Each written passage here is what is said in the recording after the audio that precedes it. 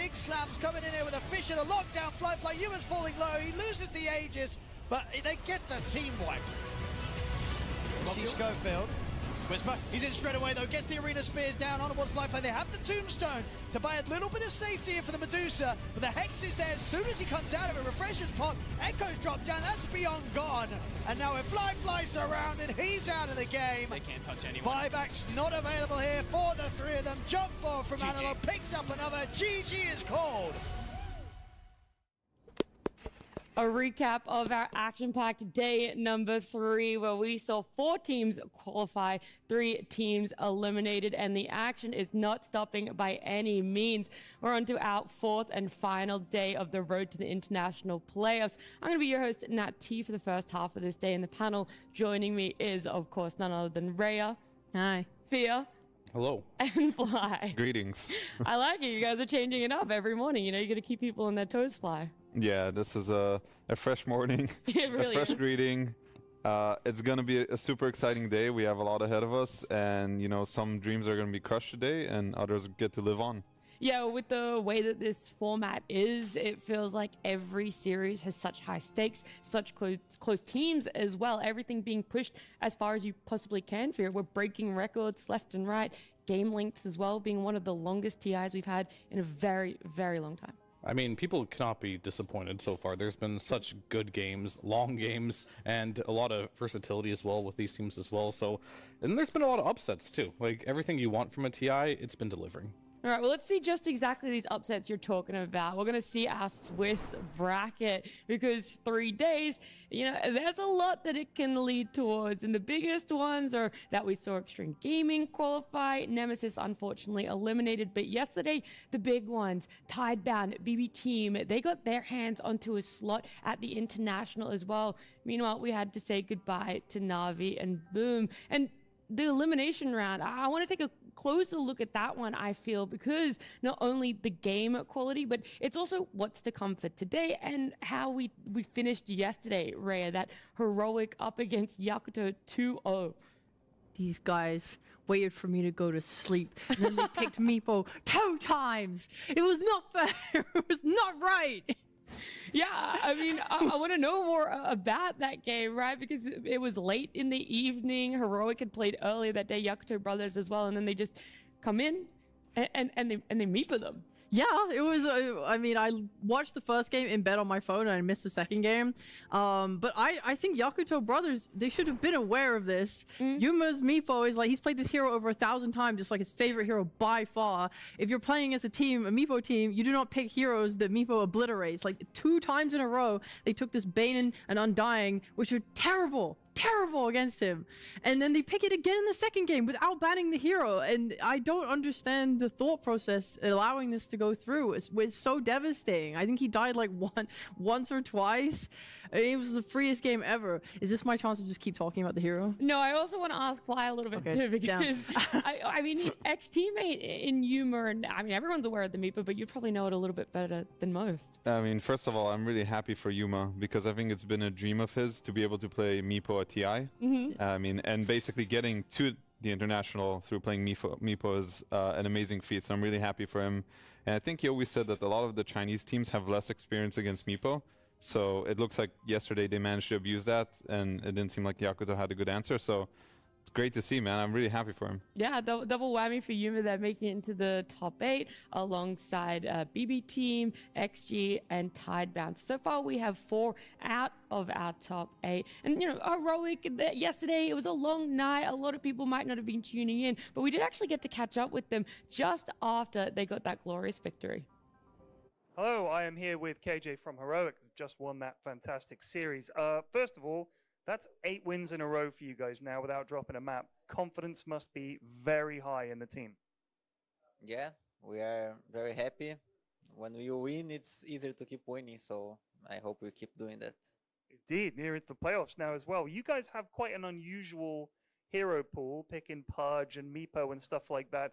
Do you think other teams are finding it hard to deal with the heroes that you're picking? These are funny heroes, right? So like a lot of people pay attention to them and find them cool, but I think we have a lot of heroes that are not funny as well. And yes, it's too many for them. I don't know what they can do. Don't know what they can do, indeed. You guys are like one of the fastest teams we've seen yet. You're winning a lot of games very quickly. Both those games took, I think, just over an hour for both victories. We've seen games go 70 minutes. So do you think that you're taking teams by surprise with how fast you're playing? Because most teams seem to be playing much more slowly. I didn't know these stats. I know that some games were going very far. I feel like people are just throwing, and we are being very good at not throwing, because our games are not that short. They are shorter, but they're not that short. So just don't throw and you have quicker games. Yeah, just don't throw. Tell that to the rest of the team. Don't throw so much. All right, we're seeing, do you think one of the things we spoke about before the tournament, you said that you guys had boot camped a lot and spent a lot of time working on stuff then. Do you think we're seeing the effects of that boot camp in the way you're playing now?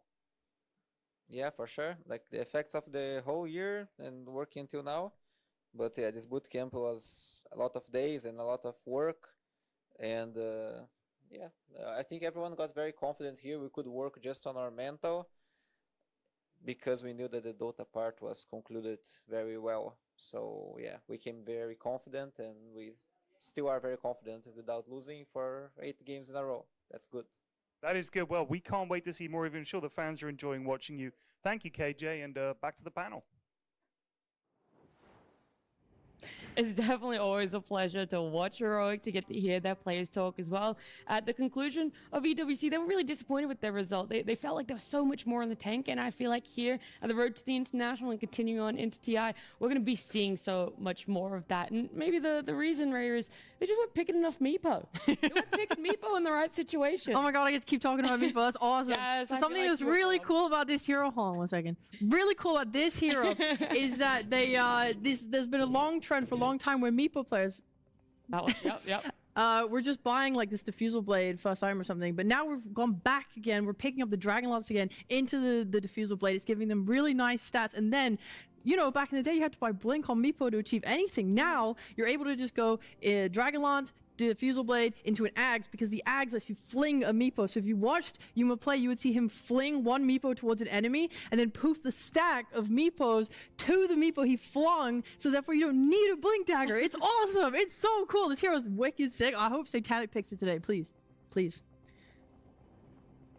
That's a message, please. Strictly, I just like trying to figure out the camera angles. Where am I looking? Where are you looking? She's bleeding because, yeah, you weren't able to cover that series, but you definitely given us more than enough information about Meepo. He hasn't been picked the most by far. There are so many other heroes that are seeing the light of day a lot more consistently than poor Meepo there. So our most picked heroes here. We've got Disruptor, Snapfire, Pogner, Mars, Bane, Earthshaker. Something I'm really seeing here, Fear, is just how predominant the support heroes are, right? 4 out of 6 of them being supports. Yeah, there's a lot of supports that are unsurprising to see here. We all knew Pugna was good. We knew Snapfire is good. Even though their win rates aren't the best, they're still very strong heroes. And then Disruptor heroes at the beginning, where we thought were not going to be super popular, just all of a sudden became the most picked support hero, and Bane as well, making a rise to the top there too. So a lot of supports there, and I'm a little surprised to see Pugna's win rate not reflecting that, like 44%. Not as good as I thought it would be. Is there something about these 4 supports, Fly, that sort of overlap? Do they give the same sort of things, or the fact they're so different? I think they're a little bit different, each one. Some of them might be stronger in lane, some have a little more disable, give you different things, but usually support metas tend to be a little smaller, especially at TI. I think the core roles have more room to maneuver around, but you want to pick the supports that are strongest and then compensate for whatever they don't give you. So if you pick a Disruptor, you might need stronger lanes. If you pick a Pugna, you can be a little more greedy, maybe play more for that tower push.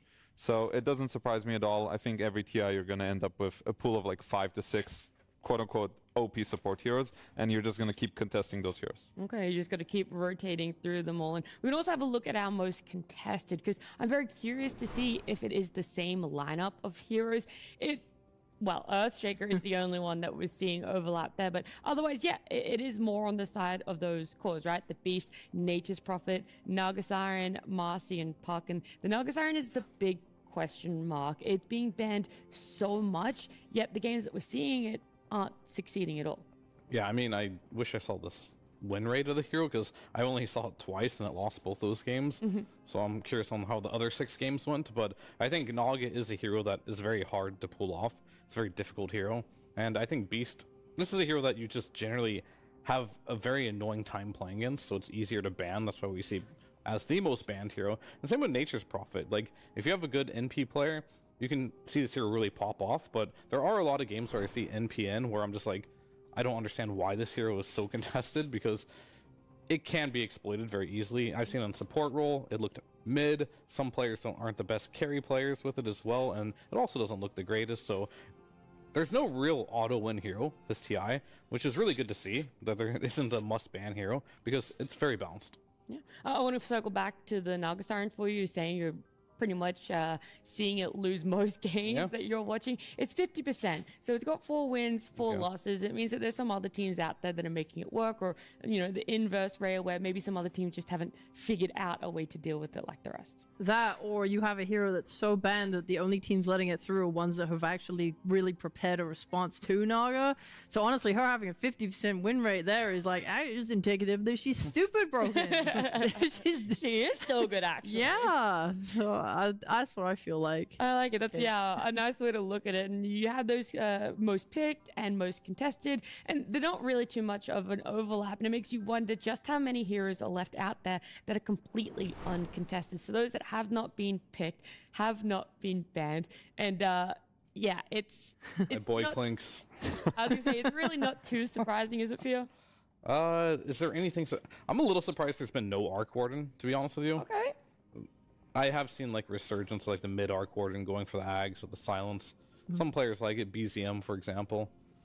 Outside of that, like, I have a surprise. no OD, maybe a little bit of surprise. I'm actually a little surprised no one picked Sky. Even though this hero's garbage, people still like to just play it randomly. So that was my thought with Crystal Maiden. I feel like there's normally always one position 5 out there who is like, please, bro. You know what I mean? There's always one person out there that's a CM believer, but just not this time around. I thought people would pick Lich more because the concept is sort of the same as when Techies was meta, is that he would blast off into you and you would Lich pull him out of it.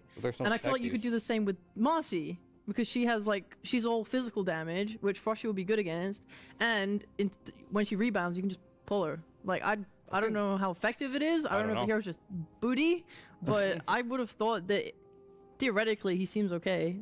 I think Lich and Maiden are both okay. Yeah. I think they're just, the other supports are just better. That's usually the reason why. I do agree that Lich is technically good against Marcy. The Frost Shield is good against her ultimate. You can pull her out of jump. Maiden is she's just a Maiden, you have her there. If Snaking's not playing it, there's probably a reason why. I don't want to say names, but there's no always Snaking that's the CM believer. Like, he's not playing Mirana or Maiden. Those are like 2 of his best heroes by far. So I think the other supports is just better in the meta, or maybe it's a little forgotten. Could be that too. But everything else does not surprise me. I think some of these heroes are just almost untouchable right now. Yeah, I would say Treant Protector. That's the position 5 for me. That's really not surprising about not being touched. He's so tough to play and even feel like a hero when you play him. Yeah. I don't know if you trialed him lately, Fly. No, I think nobody tried him. Stay away from this guy. I play him tried every once in a while. Oh, do you? Yeah, like when I want to play carry, and the other guy also picked carry. I pick Tree and get a quelling bait and make sure he doesn't get any CS. I see. Okay, awesome. I really wish that we could remove that from ever going live. Please don't say that again, Fia. Let's keep talking about some more heroes, though. All right, we've got some more data, some more information that we want to be bringing you guys, and it's the most successful heroes, because that also looks a little bit different here. We've got Shadow Demon. That one is being picked in magnificent situations. So yeah, again, we're going to see Earthshaker for the 3rd time here. Shadow Fiend, Void Spirit, and Tusk, surprisingly. So, of course, there is that caveat when we say most successful. It's a minimum of 10 games played. There are some heroes out there with, 4 or 5 games sitting on that 90%, 100% win rate. But or 9. or 9, sure. But yeah, we wanted to look at heroes that had been played for over those 10 games. I mean, Shadow Demon's a little bit surprising. Like, is it? He has a 72% win rate, I think. That's very high for over 10 games, and I'm not sure what about that hero makes it so good right now? The rest kind of makes sense to me. Like Shadow Fiend, he's looked really good. His ult is still as good as ever. I think Shaker, nothing less to say about him. But like Shadow Demon, we saw some supports like Pugna. We were talking about like Snapfire, 45% win rate heroes, and then Shadow Demon, 72% win rate. That's kind of like a red flag there. Something's going on with that hero. I'm surprised that there wasn't more overlap between most contested and most successful. I think it was SF and just Earthshaker, right? They were the only two overlaps. I feel like if you're seeing a hero with that high of a win rate with that many games, yeah, something does have to like ring in your brain of, why aren't we playing it? Why aren't we looking towards that? I think Shadow Demon is very good in metas where there's a lot of jumping and it's all about the initiation, which I think we're seeing now. There's a lot of Mars, Shaker, even Sanking, all of these stunning heroes. And Shadow Demon is just able to save and clutch up fights. I think we've seen that from XinQ on Extreme Gaming. Probably helps the win rate when he's playing it. But that is why I think the hero is good right now, as well as also he's a very natural stacker. I think people are playing him in almost as always as a position 4. Just goes back, stacks triangle, checks ruin. His gameplay is very scripted, but it's very solid. And I think it's a stable hero. Okay. And there is one last thing that we want to bring up for you guys. We hand selected some 3 heroes for you because, yeah, again, same thing. We had some questions about them, just exactly why they were being picked, why they were contested, and maybe also, Rhea, why the win rates just aren't up there, right? 19 picks for Doom, a sub 40% win rate. Teams love to keep going back to it. Poor Doom. I can tell you very easily with the silencer we've seen enough times on this freaking stream. It's been first picked so often with no purpose, and I think the way that people are drafting silencer is what's contributing to him having a sub 50% win rate. It just looks terrible. It's like there's no combo there. There's no response to anything. He just feels so weak and he's so abusable as a support, right? No stun, no mobility. You just kind of kill him. We're seeing a lot of, Lycan coming out and stuff in this tournament as well. Like Helm of the Dominators, this hero hates summons. At least that's why he sucks. Yeah, I mean, I felt that way yesterday, but I didn't have the stats to back it. Yeah. Unfortunately, yesterday I had a positive win rate, but today the hero is trash. Confirmed. Yeah, you can say it with passion and with facts. Yep. Yeah. Alrighty, I love it. The Dawn as well, we've touched on it a couple of times. It falls into that same category of people just aren't really picking it in the correct moments. And we can circle back around to her in a short moment, because right now I want to bring the schedule to you guys. Before, in the last 3 days, we've had 4 streams going on. There's been a lot of action and you've had to kind of move your eyes everywhere. But for today, it is one schedule. We're going to be staying on this stream all day. We've got Falcons and Team Spirit in an elimination round to close out our day. Just before them, it's going to be Liquid up against Tundra. P-Vision and a wild card will be the middle of the day, but our morning starts off with a nice Aurora up against Nigma Galaxy. And, well, Nigma Galaxy, they were on the verge of elimination yesterday, were able to clutch a win for themselves against Na'Vi, and now in a similar sort of situation. This one, you win it, you get to go to TI Flight. You lose it, unfortunately, we're saying goodbye to you. Yeah, this is a new day for NGX. I think yesterday they sort of leveled up mid-series, I would say. I think they've played a lot better. They've looked better. They seem confident. They have an identity for themselves, which I think is really important for today. So I want to see them kind of sticking to what they did yesterday. Maybe add a couple of new ideas if they have any, but as long as they have a plan and they're confident in it, I want to see them, bring out their best Dota. Yeah, I mean, I think both these teams should be pretty confident going to this one. Aurora 2-0ing Team Spirit, I believe, yesterday. And now we have NGX. I think their 2-0 was, or 2-1 technically, but the 2 games they won in game 2 and 3 were very convincing. And I think that's exactly what they needed. Yeah. We can actually have a look at their last 4 series right here. So this has been part of their road to the international playoffs. And you're right. So for Nigma Galaxy, it was that series coming from Na'Vi, Aurora from the side of Team Spirit. And I feel like they disrespected Na'Vi there. They did not give us that win. You don't get this. The series was so long, they were like, we forgot there was even a game 1. But yes, it was a good series for both of these teams coming into it. And for Aurora, I'm a little bit surprised they're here. but it isn't a total shock here, Raya, because this team, they've only been together since March. That's when they debuted as the Eastern European Aurora lineup, and they've had mixed results ever since. There's a lot of potential when it comes to these players when you look at them individually, and it seems like at points it's clicking, but it's never really garnered them that top 4 success. And right now they're on the verge of, do they even make top 8? I guess that's consistency in that they've never really cinched the top spot of tournaments, and right now they're middling again. I don't know exactly what it takes for them to get up there. Maybe more ability of versatility, because when we covered them at the beginning of this Road to TI, we talked about how, why are they playing Nature's Prophet? This doesn't suit their gaming style, and it looked really hard. I think they did lose that game, and they continue to pick it, I believe. If they can be able to do that and not just be stuck in one playstyle, I think that's what it's going to take, right? That's why when we've been covering Extreme, we're like talking about how XSS is so good at playing different types of offlane playstyles right now, and that's what's able to carry them, is the ability to pick different stuff and do well with it. So I think Aurora just need that. Okay, let's look at the carries a little bit, because you're talking about, we saw it and we kind of made a little bit of a joke about which Nightfall is it. Is it Nightfall regular or Nightfall Prime? And it's very hero dependent for himself, and I'm going to be curious as to which Nightfall we're going to be seeing today, whether that's waking up on the right side of the bed or getting some good heroes for himself there. The Nature's Prophet, Ghost hasn't played it, Nightfall has. Not the greatest win rate for himself there, but still confident enough to keep picking it up, and the only common heroes are actually in that Alkin Svenfear.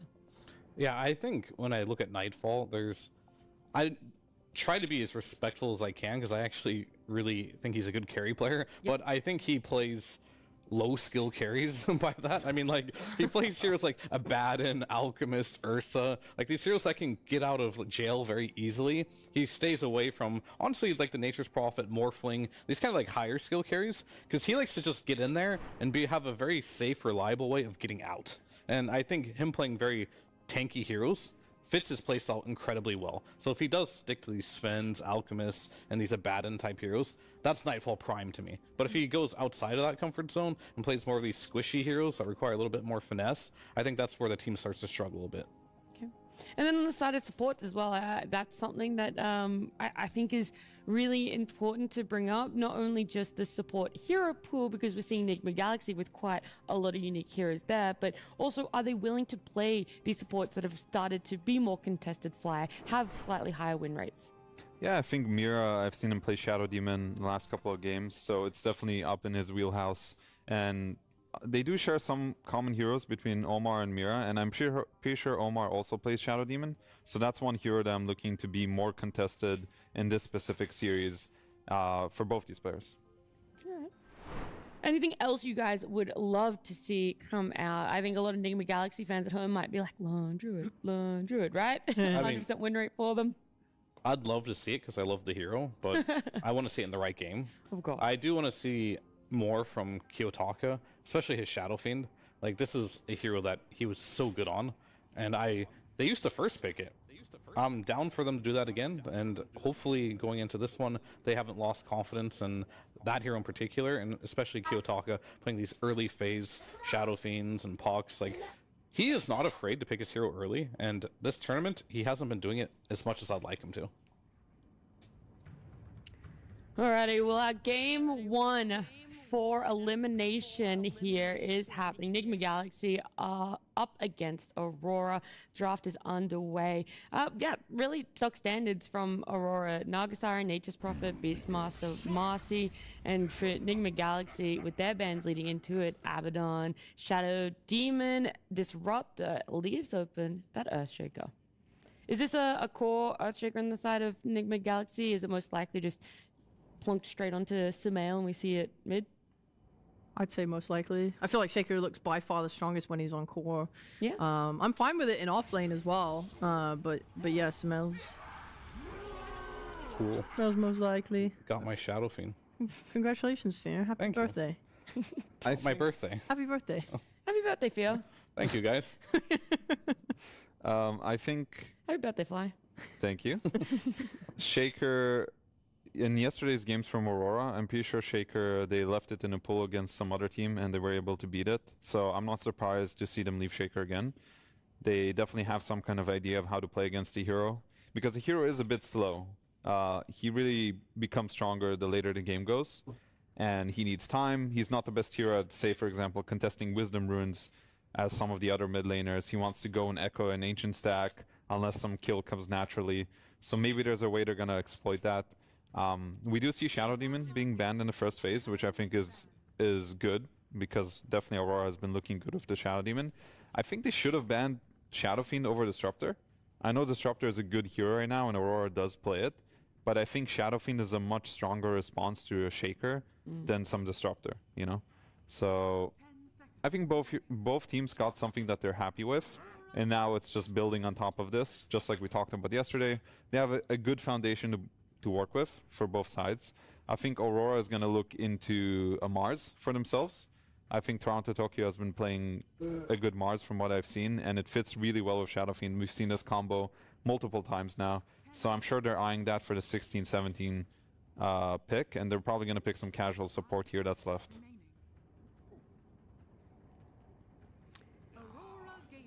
With Ningma Galaxy as well, this Dawn ban, they ban out Dawn, they ban out Batrider. It's a fine line to ride here, Fear, because it's like, yes, we know Toronto Tokyo loves picking up the Dawnbreaker. In fact, we also really enjoy him playing Dawnbreaker. But this tournament, it's been a little bit lackluster when it's gone to that team. It has, and that might be a blessing in disguise that it's banned for Aurora. Okay. I think if I think of Toronto Tokyo, yeah, Mars is fine. He's very good on Magnus as well. That's a hero he hasn't played this tournament yet, but he does like to play. But I do like the bans from Aurora as well. We saw yesterday the power of not only the Marcy and that Lone Druid, especially on the same team. So Aurora is definitely afraid of that series yesterday, where they pretty much dismantled Na'Vi. So testing NGX again, like they have to bring something new to the table here. And I think Aurora, they've proven throughout the year that they have a stable playstyle. Sure, maybe it hasn't worked out too well at this road to the International, but Shadow Fiend first pick, this is nothing they haven't done before. They've picked a lot of saves before in the past as well, like Ponto, so I really like where this is going for Aurora. And to me, I feel like NGX is going to be tested a bit more because they've had a very rocky type of road to get here, and I feel like their hero pool has been very narrow. So it feels like they have to come up with a new strategy every series. I like this Bane pick. I think we've seen a lot of it as a response to Snapfire, but just in general, for what is good against her 4 is the same reason why I see it here.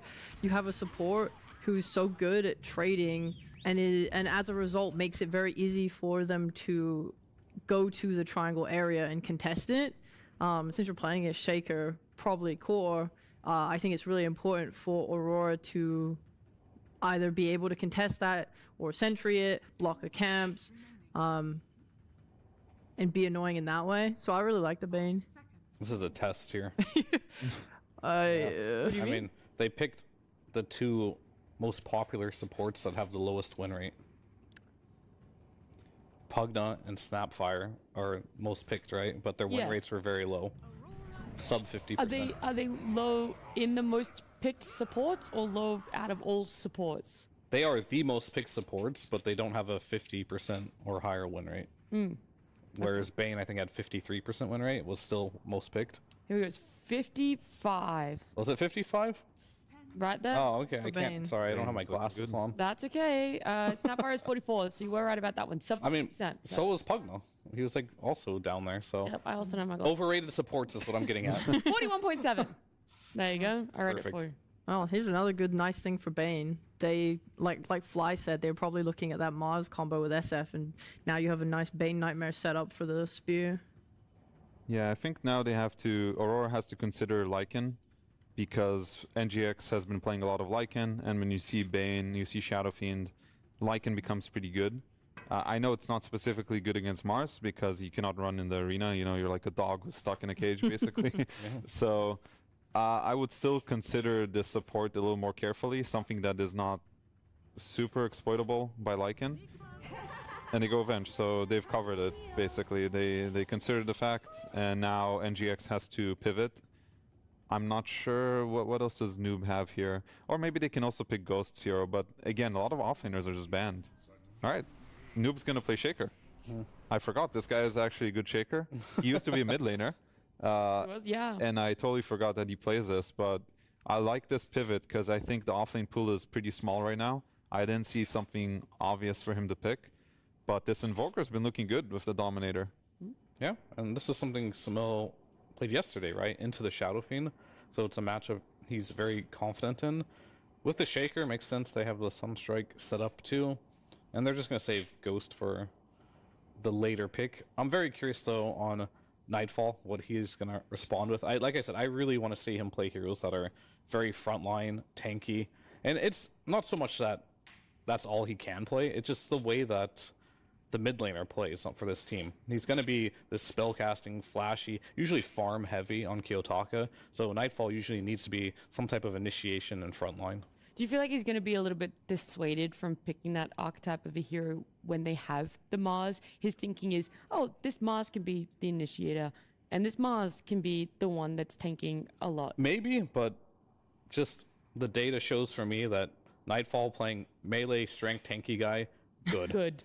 If not, win. okay. Well, understood. And I think Nigma Galaxy understand that too, because in their first ban there in the last phase, they're taking out the Ursa. Yeah, Ursa, Abaddon, Sven. Might see a Sven ban coming out next as well. Would be very good for Nightfall, but yeah. Aurora, I believe, does have the pick out of the gate here, so they need to pick something for Ghost. Aurora... Sorry, NGX. Yeah, NGX is going to pick first here, right? They had first pick? Yes. Yeah. So I'm looking at Sven, even though the win rate has not been great. I think something that helps this Invoker, the Snapfire play, because Shaker, like we said, is a slower hero. And I think Shaker and Invoker are already enough to win any game, the later it goes. So Ghost doesn't have to be ultra greedy. I don't want to see Morphling or anything like that. Yeah. I want something a little bit faster or that synergizes more. So I'm trying to think what else besides Sven. There's the Alchemist that I've seen was played a little bit maybe by Aurora yesterday as a carry. Yeah. That could be interesting, something like that, Sven Alchemist.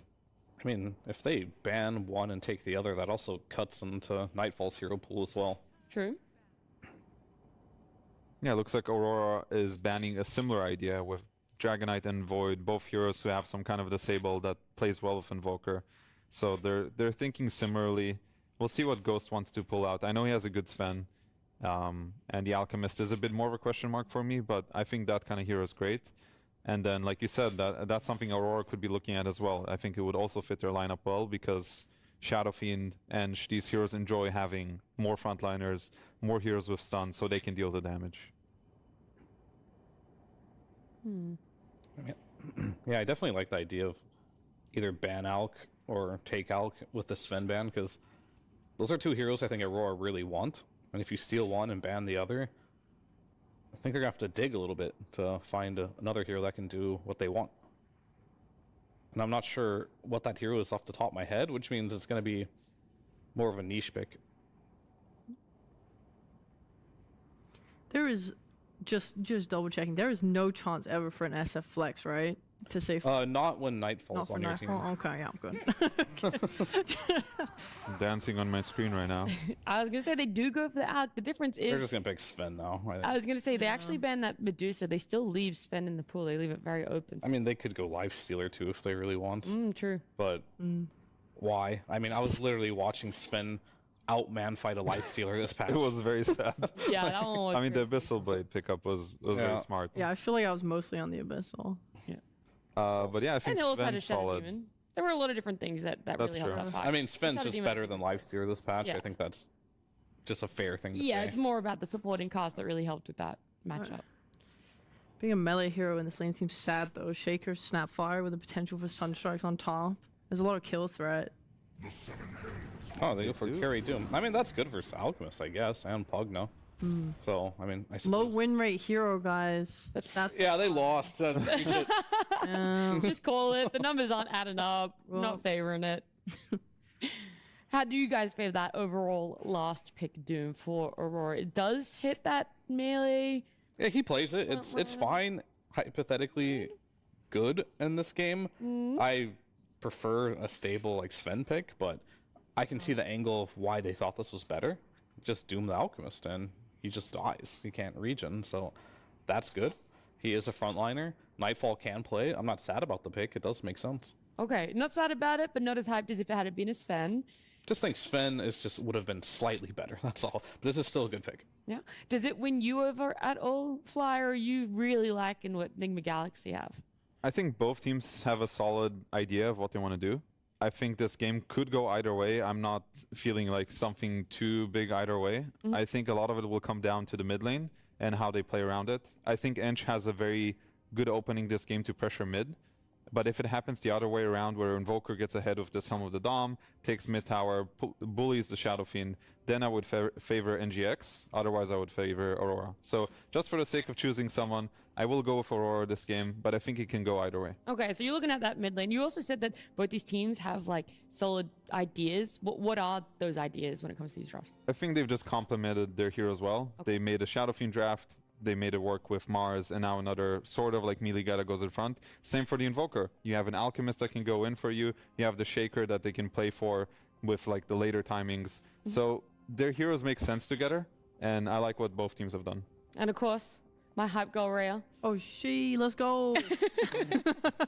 I'm mostly looking forward to how the supports play. I think both teams have active playing supports, and like how they're going to be able to play around triangle stacking, how they're going to be able to play the mid lane and like ganking there, how much action they're able to put out on the map. That's what I'm looking forward to. All right, you're looking forward to seeing, similar thing, how that mid lane goes out, but more so from the supports, how they're going to be able to help in these lineups, how they're going to be able to help their cause. And for us, we just want to get on into it. It's an elimination series, game number 1 between Aurora and Enigma Galaxy with Lyrical and Trent. Thank you so much, Nat. Trent, I can't wait. This is going to be so freaking hype. It's elimination, but it's also moving on. Looking on the bright side. One of these teams is going to TI. So positive someone's going home in shambles. It's a lot easier when there's only one camera. That's nice. I'm watching Rhea struggle over there, trying to figure out where to point that Meepo, trying to get the bit right, and we just got one. That's good. It's Keep it easy. simple. And most of the time, it's not on us. That's true, thankfully. That makes it even better. We're into the game, do they though, know here. that we walk over to computers that when the camera goes Don't away? tell Do you think? them. You're do you think they ruining know? the magic. Oh, sorry, my bad. Unbelievable. All right, we're going to head out across the map here and see what is cooking. There's one thing that I noticed in these drafts that stands out to me. What's that? I think back to these eras when, there's outpicks going and just a draft win overall. And a couple of the times that would happen, you would have like a Bane, an Enchantress, and then suddenly Zoo. Running at you with a bunch of units, running at you with a big carry that wants to take your buildings you can't deal with. And I feel like that's what Nigma's draft is trying to do here. You got this Helm Invoker, you're going to have an Alchemist that's scaling up. This could be scary. You know what I love? What's that? Oh, thank you, Panto. Panto, yeah. Well, we'll see if he loves that. If it does come a little bit too fast, perhaps.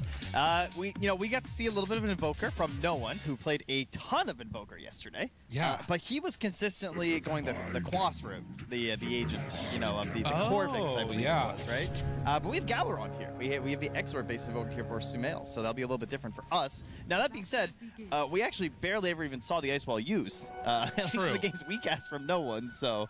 The general strategy of just like having the Helm and taking multiple points in Exort early was still really important for the laning stage, even with the different facet. Well, I'm sure he's going to be trying to max that out as quickly as possible to get to the multiple, Forge Spirits as well, as we have another quick pause here. But yeah, it was funny. Like no one, he took this, the whatever it is, Corvex Quas-oriented facet, and which just, you get your Aghanim Scepter, it upgrades your Ice Wall. He did 800 damage with Ice Wall. It's true, yeah. I think he cast it like twice. They were stomping the game so hard. It was so much more about this Helm and just occupying and taking over that early game space like Fly was talking about on the panel. Well, and then on the side of Aurora, they do switch things up here at the end. Run a Nightfall Doom. What do you think it is that they saw as Panto is kind of getting bullied here a little bit, fully blocked in? You don't often see this, and in fact, he's going to be forced all the way back, so Doom is going to be alone up here, at least for a few. And yet the Ench survives. Classic Ench. Yeah. No, in regards to what I think they saw with the Doom, it's the idea of just like, rather than try and match the Alchemist with some other carry and see these timings, they thought instead, what if we just remove Alchemist from the equation? Right. And that's going to be the goal with the Doom. That does make sense. I mean, you just drop that Doom down, and he is not going to be able to regen at all. Will he be able to do the damage that they need via the rest of the heroes is still something to be determined, and we'll have to see. As Toronto Tokyo get fairly low. Its first blood, though, going as GH falls. Ghost does get the kill on the core, though. Well, Mira getting out of the Bane, that always feels pretty good. Give yourself some early boots, perhaps, on the Bane. Mira, also somebody that had an amazing performance yesterday. I saw some really clutch Shadow Demon saves, rather, particularly when they were playing against Spirit later on in the day. And man, it looked good. Yeah, Mira's got a really good hero pool for this event. I mean, historically, he has a incredible Snapfire. That's one of his best heroes back in his heyday with Team Spirit. And of course, the Shadow Demon as well. He's extremely good at making those saves. So if I'm playing Elimination versus him, I am not letting him get Shadow Demon. Absolutely. Well, and as much as we have talked about, you know, some of the woes of the Snapfire, more often than not, it's been feeling bad when it's been in that core role, I feel like. Oh, yeah. And so I'm still a fan, even though the numbers aren't fully there on the Snap. I like it this game because you have the rotations into a stunning lane, right? Yeah. That was the old classic that we see from Beast Ghost all the time, with like the mid snap. They'd always have stuns on the side lanes. You TP at 6, get your kill with the ulti. You can do a similar thing here where you can just rotate to Shaker, you can rotate to the Alchemist, and have a really good way to secure the damage from the kisses. Honestly, yeah, I would love to see some movement over to kill Kiyotaka too. That seems like Shadow Fiend, if you're not killing him early, will just sort of take off and run wild with the game. But very fragile hero in the early goings. So far, things looking pretty good across the board for Nigma. Take a look at this. The Doom is doing one of the best there out of the laning stage, but Invoker's gotten some nice denies. Really, it's Alchemist that's taken a substantial lead on Ghost. And probably partly because of that kill. Yeah, but, you know, I'm not sure what the fans are really looking for, because I feel like they've gotten to the point now where when Nigma gets a lead, they actually grow more concerned. I think they prefer even or maybe even slightly behind. It makes them feel a little bit more comfortable. That's right. Yeah, you're just in a safer space. The leads have not been going well. You know, you're not wrong. Yeah, you've got to make some sort of Herculean effort. It's like they need the adrenaline shot to the body so that way they can sort of fully power up. That's right. That makes sense. We'll see if they can maybe drop a little bit of a lead here. Set themselves up for success. Sounds like a plan to me. So far, none of that potential early aggression that was talked about. Very static right now, you know. Ench just making sure Nightfall has an okay time. But Noob, I would say, doing pretty well considering. We know Shaker Core has been probably one of the best heroes in this entire tournament. But the fact that you can run this in the off lane against some relatively annoying and tanky heroes like Ench and Doom and still just stay in the wave, keep getting your CS with Totem while still just going 1-1-1 build feels pretty nice. I feel like some of that is the good start that they got off to with sort of harassing Cookie Panto up top. They're going for it. Get the kill. That was a change combo fissure with a Sunstrike. That happened so fast. They didn't even need the Sunstrike. Yeah. That's how fast that, like, that was just you're harassing his Ench, feeling invincible, and into a turnaround Cookie, I'm dead. Speaks to some of the issues they might have in this, and this is why this Snapfire can look so cool, right? This 2 points up in Little Shredder really eats away at the HP, and now a full creep wave coming in while he's already ahead of the Doom on CS. Yeah, it's very interesting when you have the full bore facet, yet you're level 3 and not even using your big snipe yet. Yeah. And still gets back for the stack, but will there be a block by Panto in time? Oh, barely. They're stacking up that too. That's nice. They're getting some good ones. Panto takes that creep away and is going to start heading towards mid. Sumail has one component of that Helm of the Dominator working towards the next soon. Noob also going over there. The top lane is empty except for the Doom. And Panto has D-warded in here as well. He's going to hold Kiyotaka in some trouble. Sunstrike gone. The Shaker rotation mid. What is the start of that Guns N' Roses song? You know, what we have here is a breakdown of communication, because that's what that was. I mean, there's no one up top. Panto standing in their triangle, and then your Shadow Fiend just dies to the Shaker? I feel like there's some questions there. You're not wrong.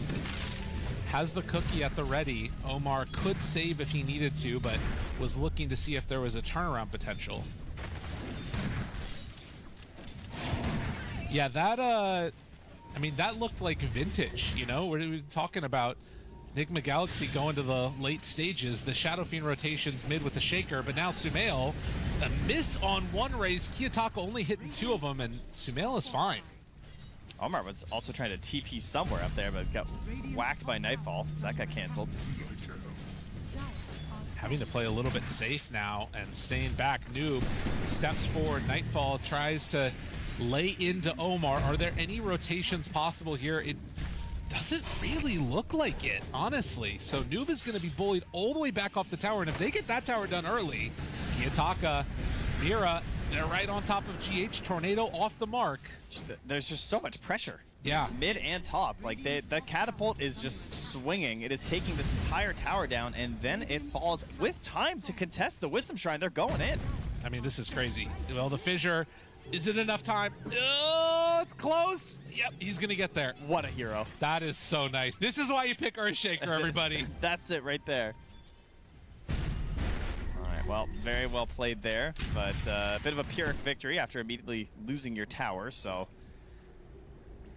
has to be a bit careful here. Sumail also, you know, standing on top of a ward mid, so you can imagine how that top tower is down. You're going to see that pressure from the Ench start to run into the mid lane with this vision on the Invoker. Now, this is all to the benefit of Ghost in a way, who's starting to build up the net worth. But if you can shut down his jungle on the side of Aurora and remove the places that he can eventually farm to, as you can see some cans being blocked out already, that's where you can find some success. Yeah, they don't have the best heroes for, like, stealing stacks outside of Shadow Fiend. I mean, Shadow Fiend's pretty good, obviously, but he's going to be kind of busy. He doesn't really want to be that involved, maybe. So I think the idea of just trying to, like, stop the stacks in the first place might be a little bit better. Spamming Enchantress creeps into the mid wave. In the meantime, they'll bring numbers and secure the 8-minute rune, which is going to be a haste for Kiyotaka down bottom. Mira now hunting in the jungle as they will get some D wards here. Noob trying to build into what he needs to. Ghost stun out. Going to be controlled. Deny, maybe? No. Nope, going to throw it onto the Doom. Does have level 6, so this should be a kill for sure. Yeah, nah, he wasn't close enough. Or denied to even try it, and they managed to back off on the damage. So now GH finds another. Nightfall thinks about the Doom, and he's like, that seems excessive. I think I'll just take him down. Tornado in towards mid, trying to kill Panto. Will it be enough? A few more punches, and they get him. So that is the Helm Creep movement, but Kiyotaka double raise onto Omar, but now Cold Snap, the turn, Kiyotaka, where's the TPs? They don't have help, but he misses on the meatball. Cookie off to the side, Omar. Not able to land that one, and the creep will not kill the Shadow Fiend. That was a good play by Kiyotaka. He saw the cookie coming, made sure he TP back in bottom. They're moving. Oh, they were waiting on the Alchemist TP. He cancels.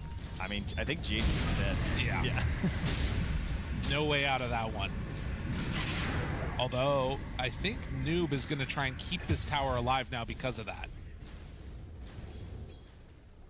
Dude, what a breakneck pace we got. Yeah, this is much faster than some of the other games have been. Especially, you know, this is Elimination Day here.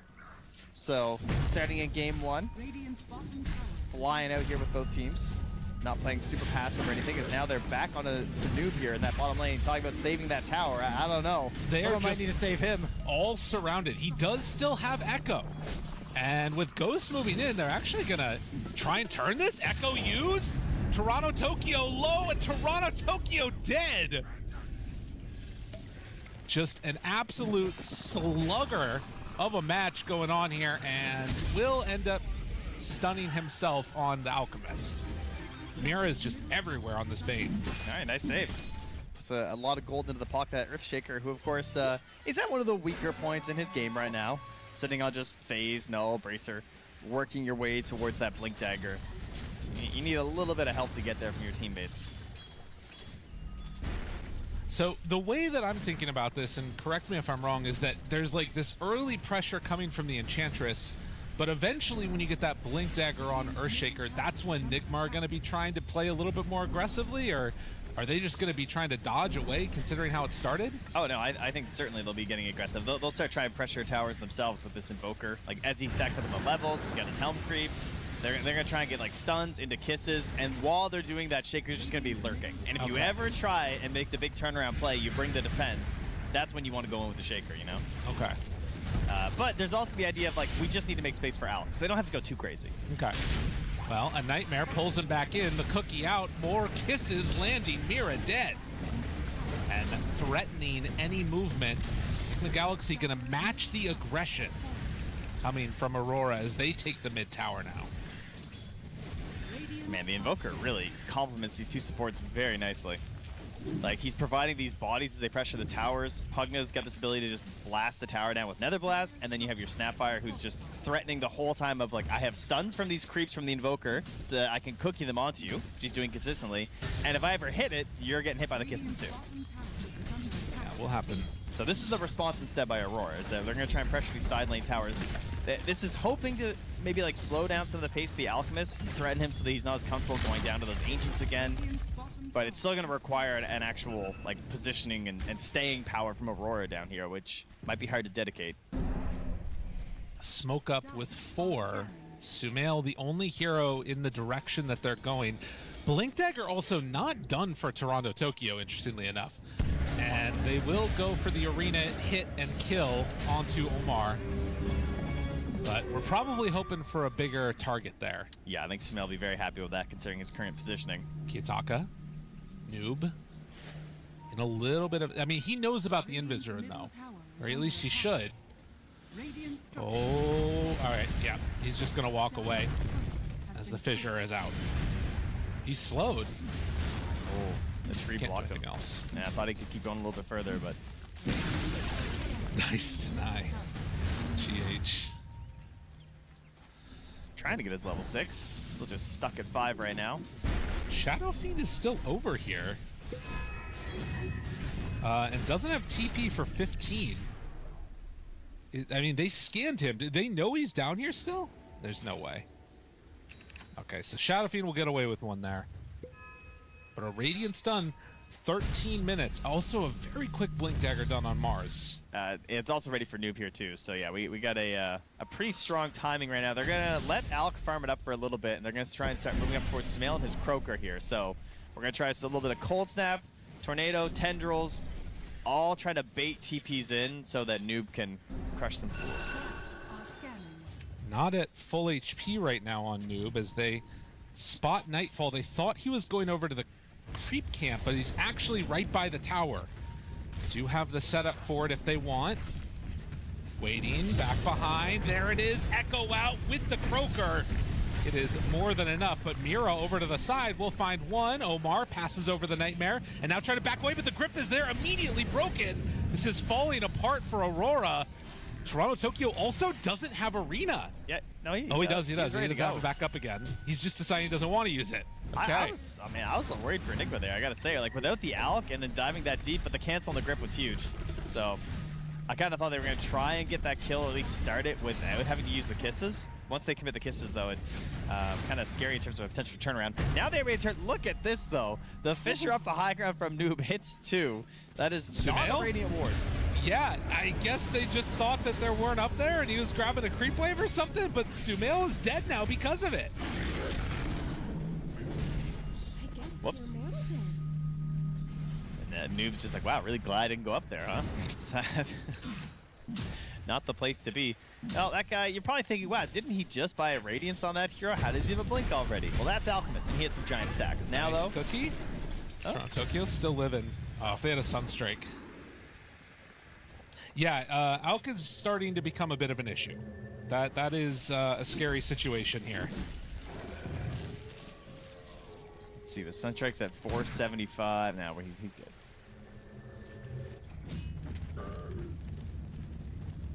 So Nightfall, after finishing off his Midas, is going to be going back for a Radiance of his own. The question is, are we going to wait for Ghost to finish BKB before he shows up to a fight? It's a possibility. I'm going to go with if it's the river, you can come. Okay. Any further than the river, I'd prefer if you had your life jacket BKB, please. All right. That's good. I like that. Yeah, to get across the river, you need a life jacket. Yeah. So try telling that to all the carry players, maybe. Well, 8-6.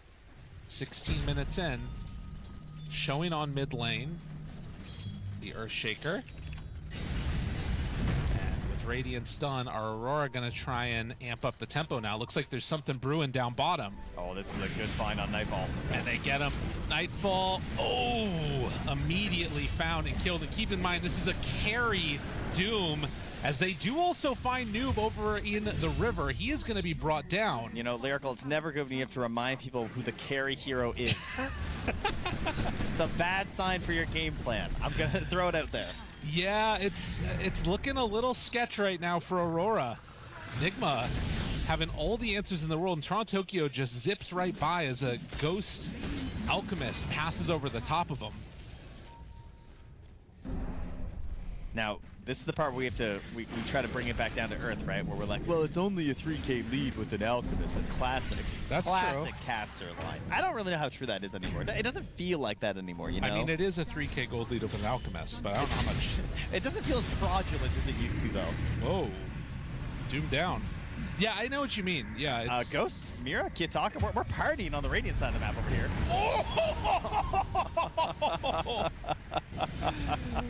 Oh, yeah, that will do it. Oh, yeah. That will do it. And this does not feel as good as that did. And in fact, they might not even get the kill. Oh. All right, Mira's breaking ankles. Get the hell out of here. Omar, you don't have a way to break it. There's nothing left. You disgusting man. Oh, the better luck next time. Mira. Doesn't fit much better than that, does it? They had a family. Oh, jeez. I gotta say, the sleepwalk into the Requiem is pretty nasty. Like That's the way so that it sick. crosses right over there. That was 1,780 damage from a Requiem. Because that's the most that you like. That's gross. They can't be on top of each other any more than they were right there. Like you don't see that very often.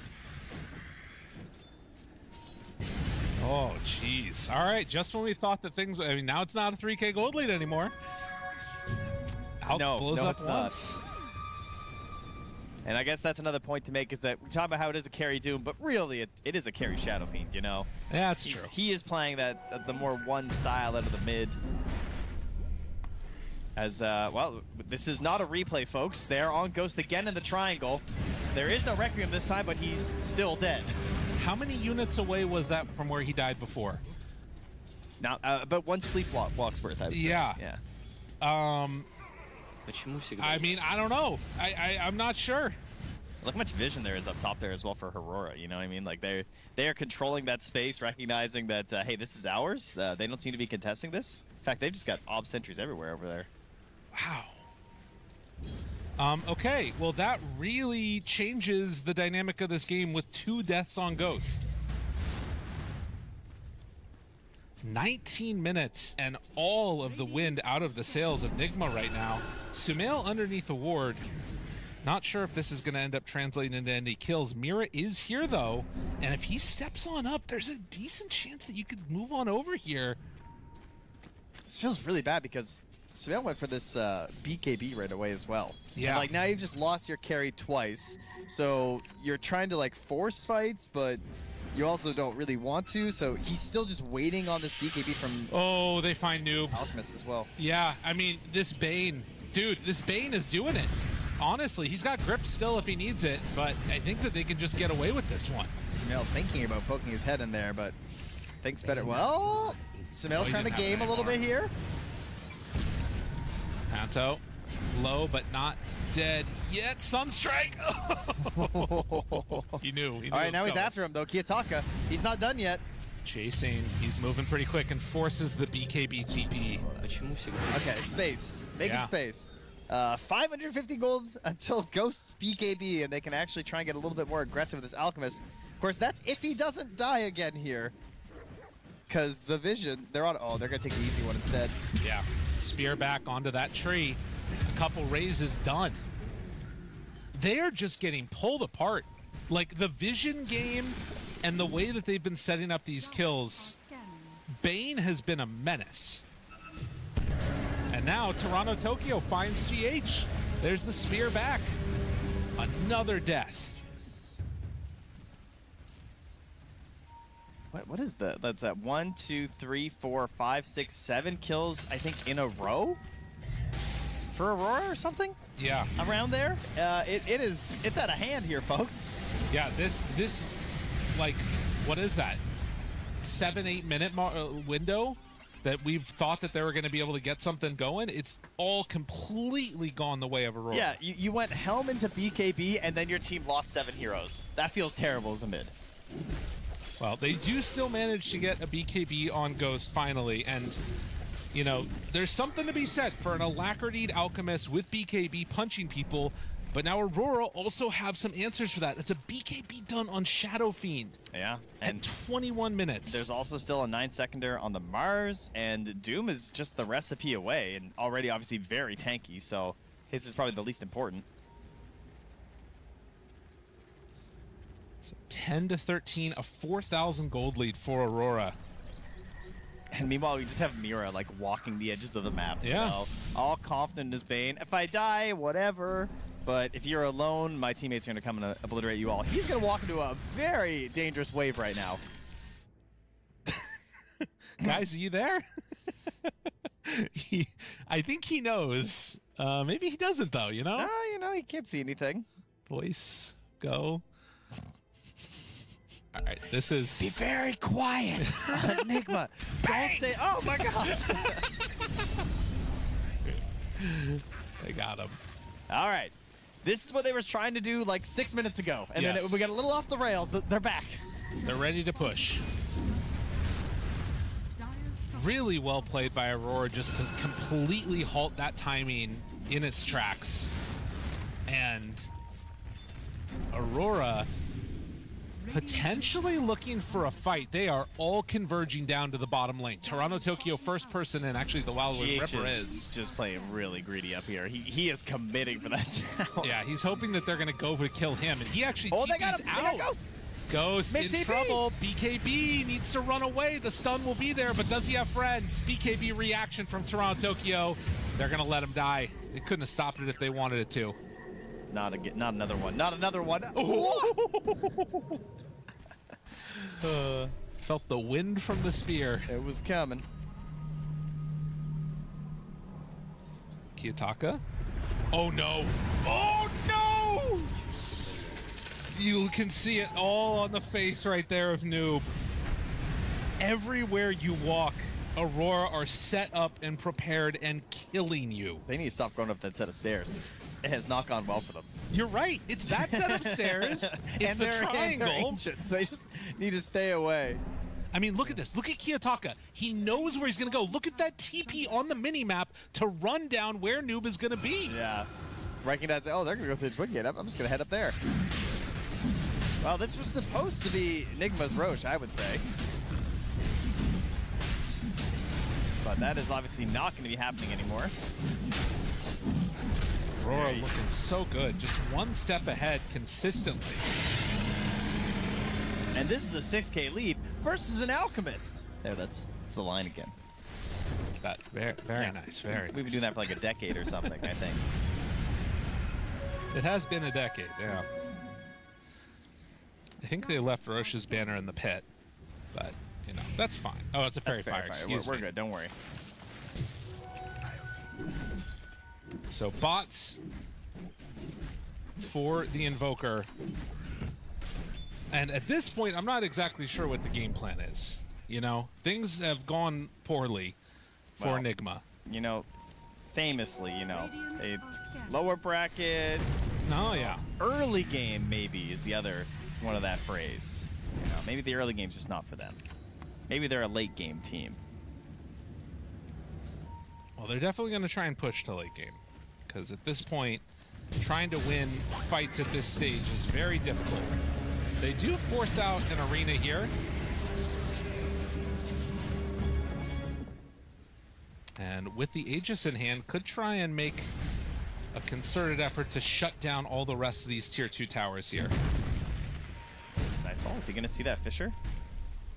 Oh, Noob. Kiyotaka. Uh-oh, Noob. Why is it everywhere I go, I see you? Oh, Why is it everywhere I go, they see him? Oh, accepting his fate. All right. GH trying to find something for his team, pushing that bottom wave as They're losing at tier 2, but even he's going to retreat now as he sees the Bane on his way. Fearing Mira. Mira, though, ooh, getting close to Sumail. Is there detection? There is. How sensy are his spider sensies? That was really good. How tingly Nicely are done. they, perhaps? Don't ask that about the players. Hey, he's a hard fish to find, all right? It's a good that point. Invoker. So, 11 to 17, and having to dodge away from every move. Yeah, 8, 1, and 6. Shadow Fiend is just a monster. Kiyotaka, though, maybe a chance. Jump in, stun. It's Aegis on Doom, not on this guy. Kiyotaka gets the BKB off, though, and manages to escape. Mira, Brain Sap, healing back up again, but manages to get caught. Tornado, dead. Signs of life here from Nigma. A good 4-staff save from Mira, but that's cost him his life in the end. Goes jumping forward, wants somebody, but despite greeting for the Mad Stone, does Midas, he still escapes there on Nightfall. They got a very sneaky ward inside their base as well. Pretty early for the high ground ward planted by Mira. So that's going to be spotting a lot of courier movements. That's going to let them catch them. That's going to let them find where they're moving on the map so they can stand at the top of a set of stairs and hit them with another Requiem. Now he's got an Aghanims to boot.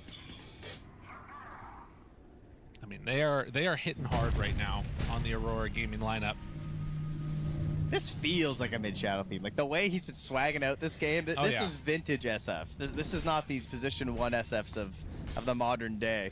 Well, right, and of course it always starts with like an Earthshaker rotating and killing you, and then you just like completely ball out of control after the laning stage. As is tradition. Now, miss a couple raises here and there, but nobody's looking. They're getting a closeout gem here, try and make sure that the map is all under their control here for Panto. Very good, solid gameplay here. As you can see, 3-0 on Kiyotaka's Shadow Fiend. That's actually including this game. We've already decided that he has won. I see, I see. Makes sense. I mean, they're still getting some items, you know, AC on Alchemist. You've got some elements here that can start to feel pretty good. I think the big moment and the thing to watch for is, you know, Noob, who has just been bullied this game, as we're seeing again. That couldn't have come at a better time. I think that he's going to have to make a big play. And it's going to be tough when you're dead. You know, he has a lot of health, and then he just doesn't. Yeah. That's how it goes. They kill him off, man. Aghanim Scepter, soon to be online for Sumail. I think the thing that's so tough about it is that there isn't like a hero right now on Nigma that can like force Aurora to group up. There's nothing that's gonna push them into a ball together. Yes, the only thing that can really do it is high ground itself. Right. As Toronto Tokyo grabs another kill here without using an arena. So they're basically counting on Aurora making a mistake and getting a little bit too aggressive with their lead. Now, this is a very small lead by this TI standards. Oh, yeah. And we've had plenty of comebacks, so things are not set in stone at all right now. It's very much a potential to return to form here for Nigma in this game. They just need that poor positioning to come out from Aurora. That's really what it comes down to. Right. And Aurora very likely to just try and clean up these tier 2s, wait for the next Aegis, and maybe even a pick off or two before going high ground. Yeah. Something they could look towards. Because I don't want to get echoed into giant Sunstrike, like Cataclysm, like no thanks. I mean, it is a nice little window here coming up, right? The Aghanims, the Yashikaya, AC completed now too. There's a lot happening, although they just finished one for Doom too. So mitigating that problem. Really, to me, it's like I feel like team fighting has been good from Aurora, but not like significantly better than Nigma. It's more the map movements that have been the issue. Like, Aurora have been able to predict where Nigma are going, find pickoffs then because of good vision.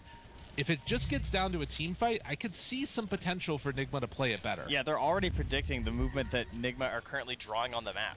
Yeah. They said, like, hey, they're going to try and wrap around behind us. Let's go ahead with these 3 heroes. And they're going to.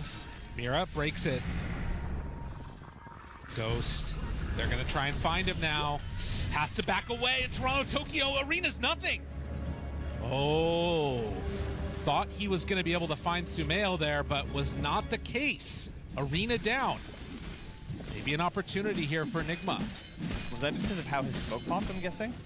Yeah, that's the only thing that makes sense. Yeah, I was keeping an eye on the other part of the fight there, but all right. Finally a miss here for Aurora. Maybe he probably thought GH glimmered the Alk when he got stunned. Yeah, instead of the... Yeah, that makes sense. Yeah, unfortunately for them, though, it still just gives them Tormentor. You know, Right. it drives Enigma back. There's no chance they can contest. Probably didn't want to anyway. Oh, they scanned the Twin Gate. Look, They know they're coming through. This could be a big moment here for Enigma. But look, Aurora's already prepared for it, it feels like. Is Kiyotaka going to show? Sumail sends out a creep. And I think they realize now what's going on. Although they don't have Bane or Doom, they can't go for it. Now they're waiting for like the perfect fight, it feels like, and I'm just not sure if that's going to come that easily. Yeah, TP away.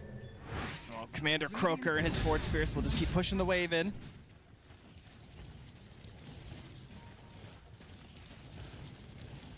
And as has happened a lot at this TI, you push towards the later game, anything is possible. 3 minutes until Roche is capable of respawning a Shadow Blade. I love that. On Nightfall. A little bit of lurking. Oh, very cool. Noob, is he going to get found again? No, he backs away. Nightfall's still on the hunt. Yeah, he just walked through a sentry, though. And I think within creep vision. Looked like a ping was out there from Noob. They do have that gem on Sumail, so he's perhaps going to do a little bit of hunting of his own. He's a slow Ghost Walker, though. Doesn't have as much up in Wex yet. Not too zippy. And an Aeon Disc is the pick for the Mars.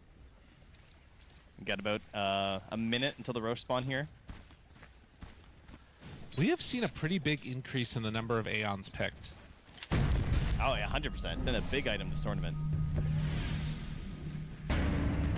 It's kind of the, you know, we didn't throw by a single death item, I guess. Especially for supports, you know, you just want to get one round of your spells out. Yeah. Ideally. But, I mean, certainly a growth of them on cores. That is definitely true. Way more on cores than usual. Well, they're pressuring. This would be the first tier 2 tower that would be taken. Kiyotaka down bottom.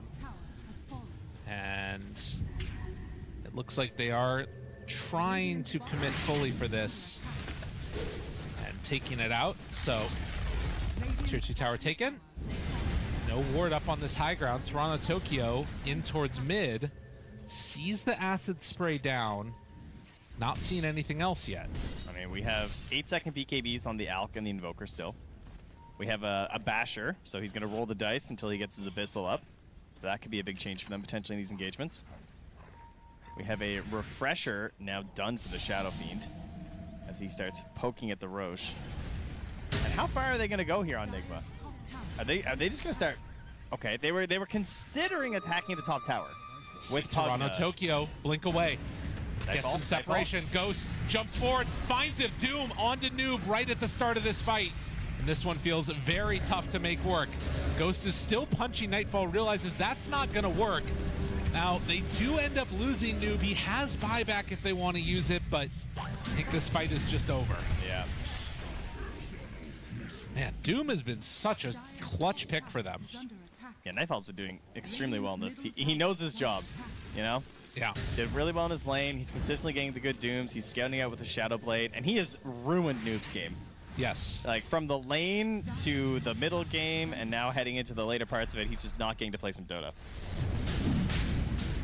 And this is going to be the banner as he finishes out into a Silver Edge, because why not? Cataclysm, they dodge away. And Roche going into the direction of Aurora. They give it to Nightfall again. Yeah, curious if he goes Refresher maybe next, because the Dooms have just been so easy. Can they find an answer to these Dooms at all? Like, there's a Lincoln's being eyed by Sumail. There's a Lotus on the mind of GH as well, but, you know, it'll be a while. Yeah, I think because of these supports that they have, so much of the fight has been like indexed on the idea of Earthshaker getting control spells out. And, you know, even when we were thinking about this game, we were thinking, okay, they're going to doom the Alchemist. GH. And they just instead have been dooming Noob. And yeah, that's unfortunate. It's just like, oh, no. so unbelievably dead. Not again. Noob. They're going to jump on Amira, though, and it's enough to bring him down. And Ghost pops the BKB to run. There's no doom for 10 seconds. Oh, Nightfall's hunting, though. He wants him. Noob manages to get a kill, but will be punished afterwards. Mid lane as well. Sumail is checking some spells. At Kiyotaka here. He is fine. Just now. letting him know. Yeah. He's taking a little test here. Like, how much can I do to this guy if we actually start to stun him?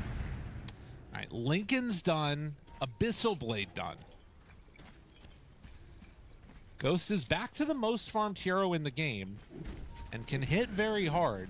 Even though he's an alchemist, I'm still kind of impressed. Yeah. Considering how this game has been going. It is kind of nuts. The thing is, like, if the fights keep going like this, I just don't see a way that they can engage into him. Aurora have been so clean.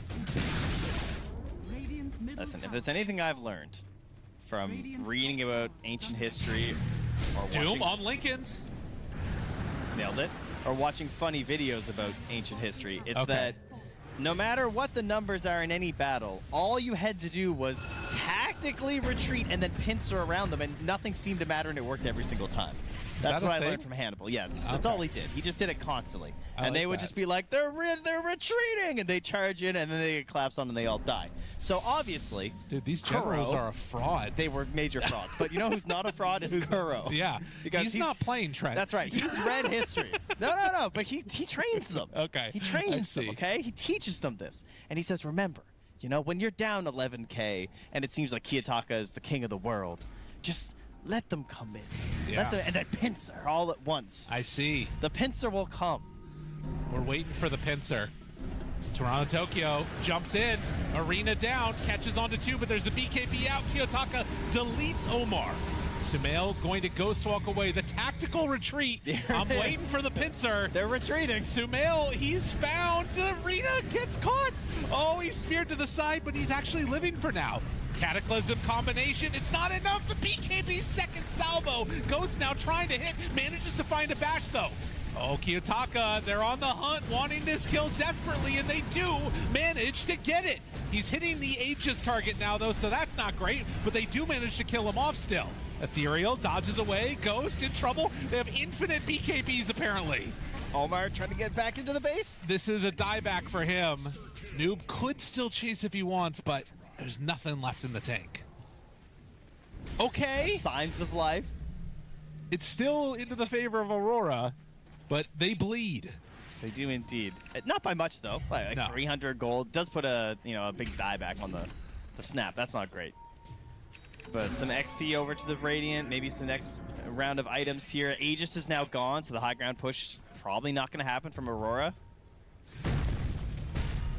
Overall, pretty good. Dude, can I just tell you, if Please. Noob ever hits a huge Echo Slam in this game, it's like the endorphin levels for him. like his keyboard's not going to survive. It's unbelievable how frustrating of a game it is. Have you ever been doomed 5 times in 25 minutes? Like, it's insane. I feel like GH, every time it happens, GH just reaches over, touches him on the shoulder, and he, oh, it's okay. It's gonna be okay, It's gonna buddy. be okay. Don't worry. Yeah, he's buying a Lincoln's next. Do not doubt, or do not hate that at all. Yeah, he doesn't currently have any. I mean, he's got the harpoon, I suppose, now, so got something to do. Also, a Hex soon completed. It's flying out for the Mars. Oh, I thought you were gonna say the Shadow Fiend. Oh, no. Oh, my thing was. I'm sorry, oh, he has it queued up, but now he's going bots. Okay. I mean, the bots too, if you finish those off, means that the game is that much harder playing with Mira, right? Like, Oh yeah, 100%. And also the buyback threat becomes Yes. very real, and he is finishing them. So Now he has no buyback, interestingly enough. Yeah, they're missing buyback on everybody except for Bane. Well, they are feeling like they are ready to end this game, really.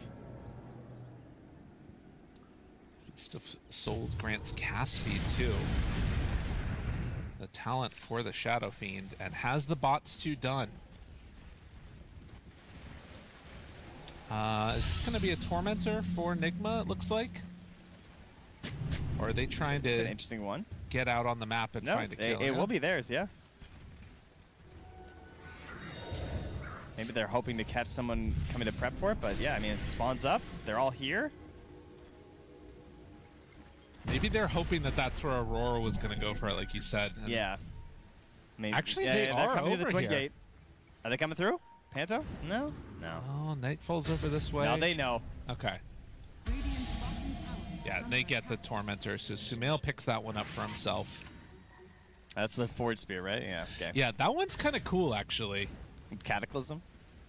The amount of Forge Spirits that spawn if you get a Cataclysm on everybody is pretty nuts. They just need Noob to hold everybody still for them. Perfect. Just simply do that. Nightfall in the hunt again. Not able to find anybody easily.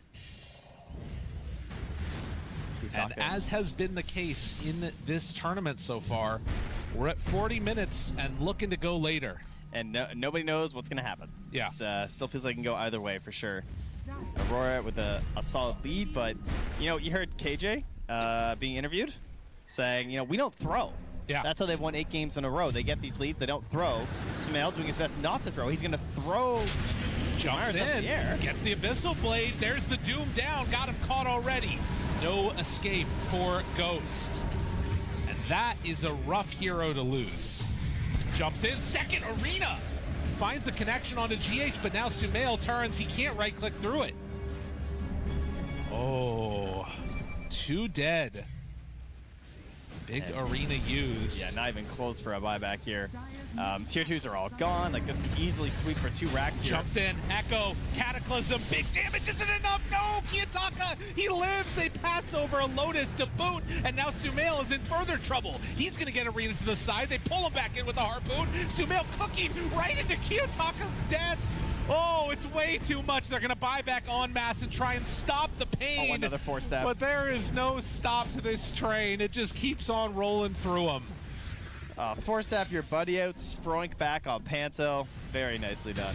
It was looking like it could have maybe been a hold there.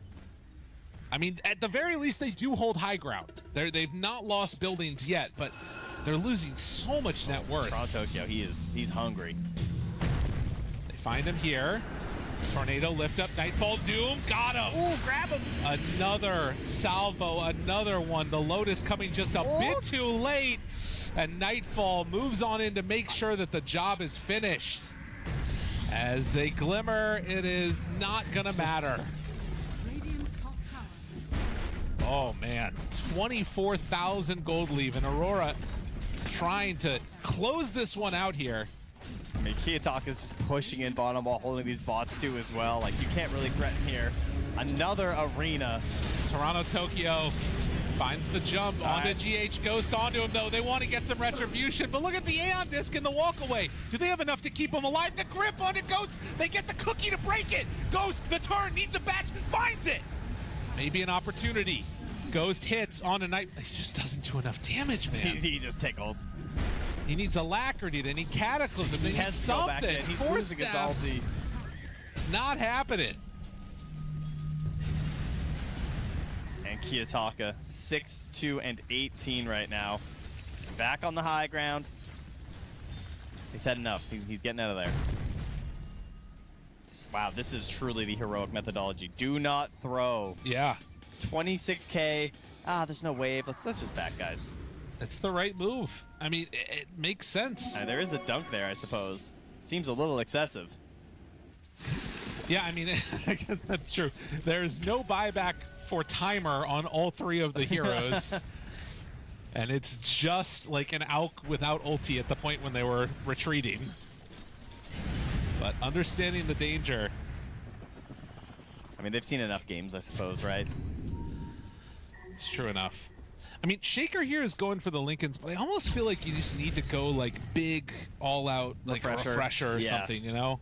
Because I feel like, I mean, I don't know. There's so many problems with the draft at this point when they're down 27,000 gold. Plus, anything is a problem. Even if he had refresher, it's gonna be pretty hard to use it all. Yeah, true enough. It's got issues. I mean, the Bane causes issues too. Even if you BKB, you're still gonna get disabled. Such a tough game for Enigma. And Aurora waltzing their way to the finals here. Seeing if they can make it work. And there it is. Jump in, the sleep, the hex, the spear, the doom. Ghost dead again. 100 seconds, no buyback, needs 500 gold to be returning to this game. And they are going for bounties, it looks like, just hoping to find something. All right, they have put the cheese and the refresher shard in the pit. Panto pings it. He's like, guys, I can't really use this. Does anyone want refresher shard? This, all right. He's just like the shopping bag, I guess. Panto has to carry it to them. They're too busy going to grab more gold and waves and stuff.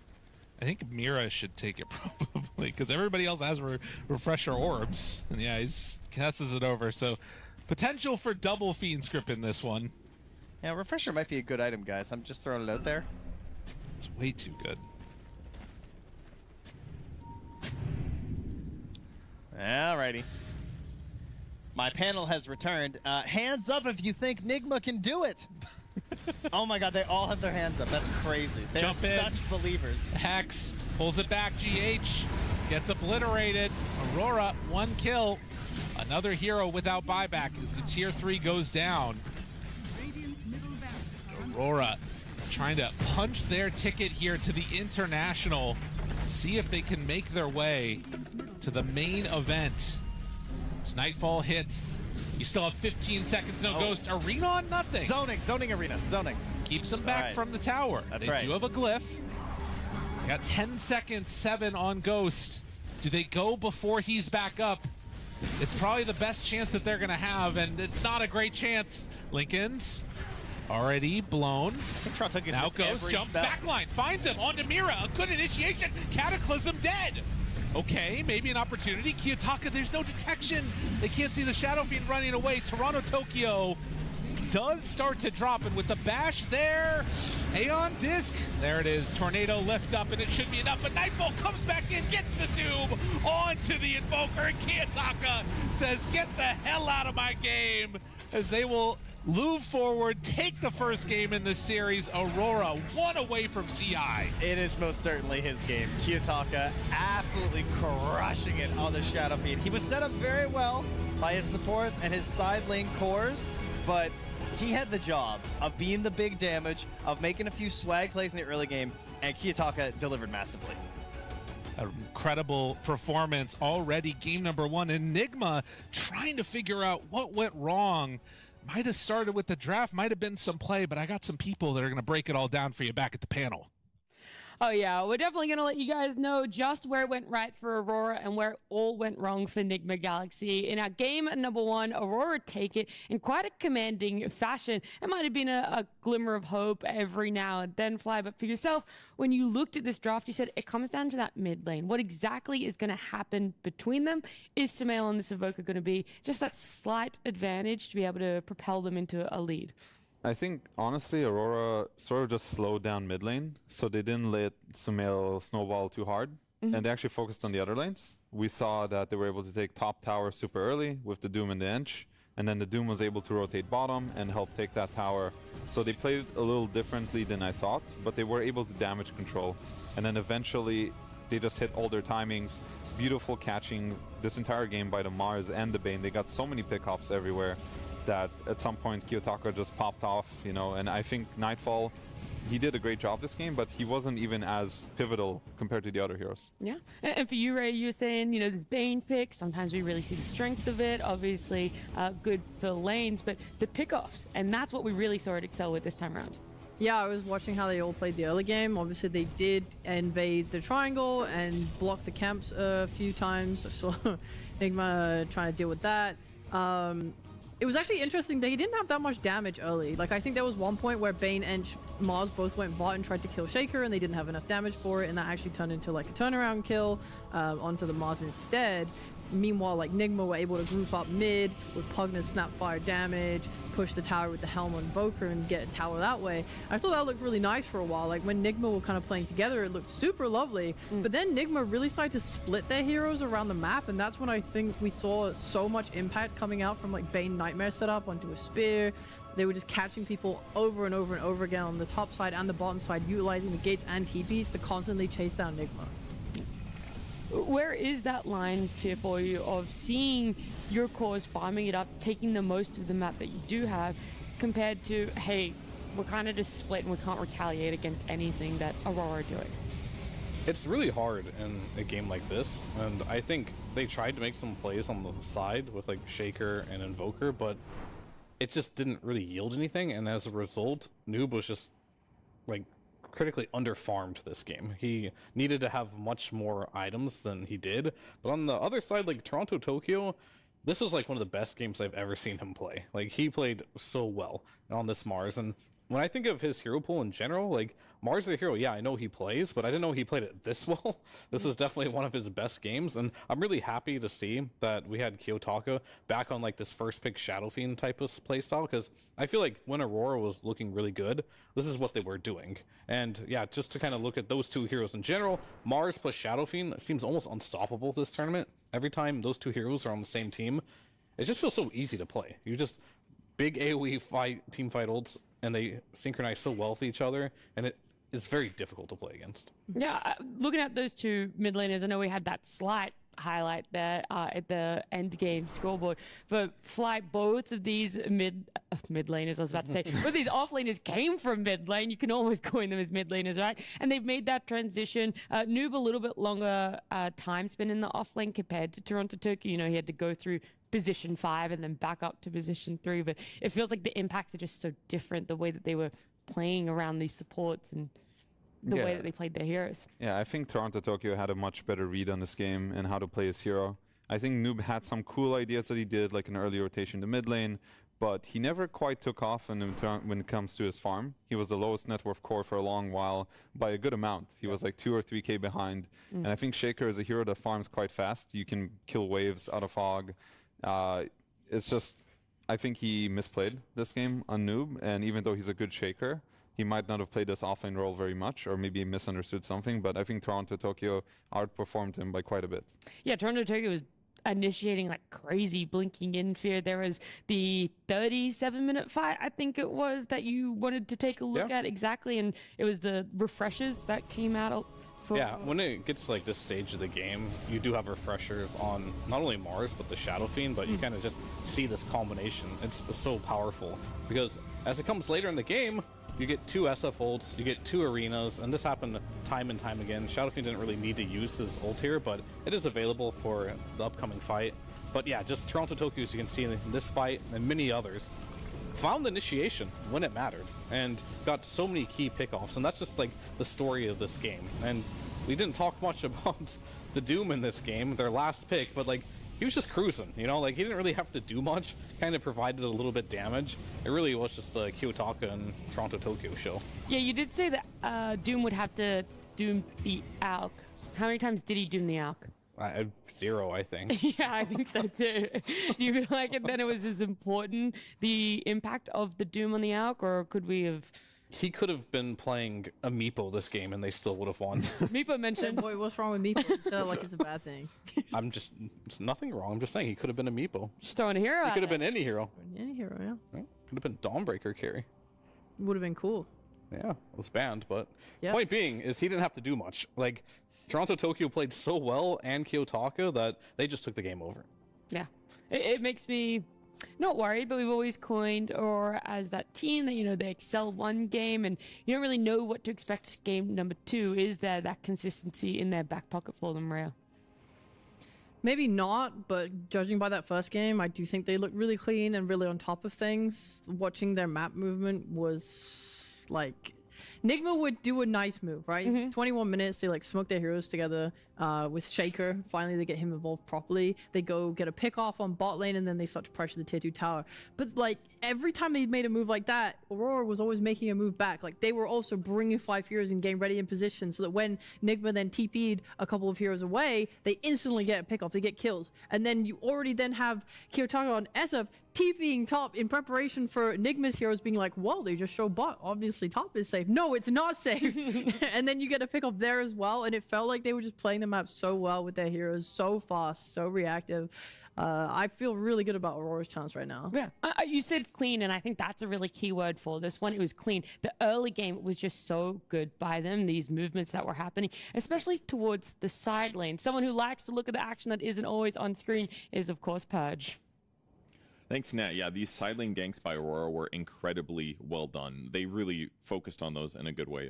Check out these first couple ganks that they did on Ghost. We caught this one on stream, of course, but Mirror just walking up, planning to do a Nightmare. He did get spotted by Ghost briefly, I think. So I think Ghost maybe could have made a informed decision. There's a chance I'm getting ganked here, but he ends up getting killed here on the side lane. About a minute later, he goes to the same spot. Very reminiscent clip, this time of Fiend's Grip, into a arena, into a kill. So 2 big deaths on Ghost finally put him at about the same net worth as his other opponents. And then basically how the game transitions is, this is a very normal place for creeps to be.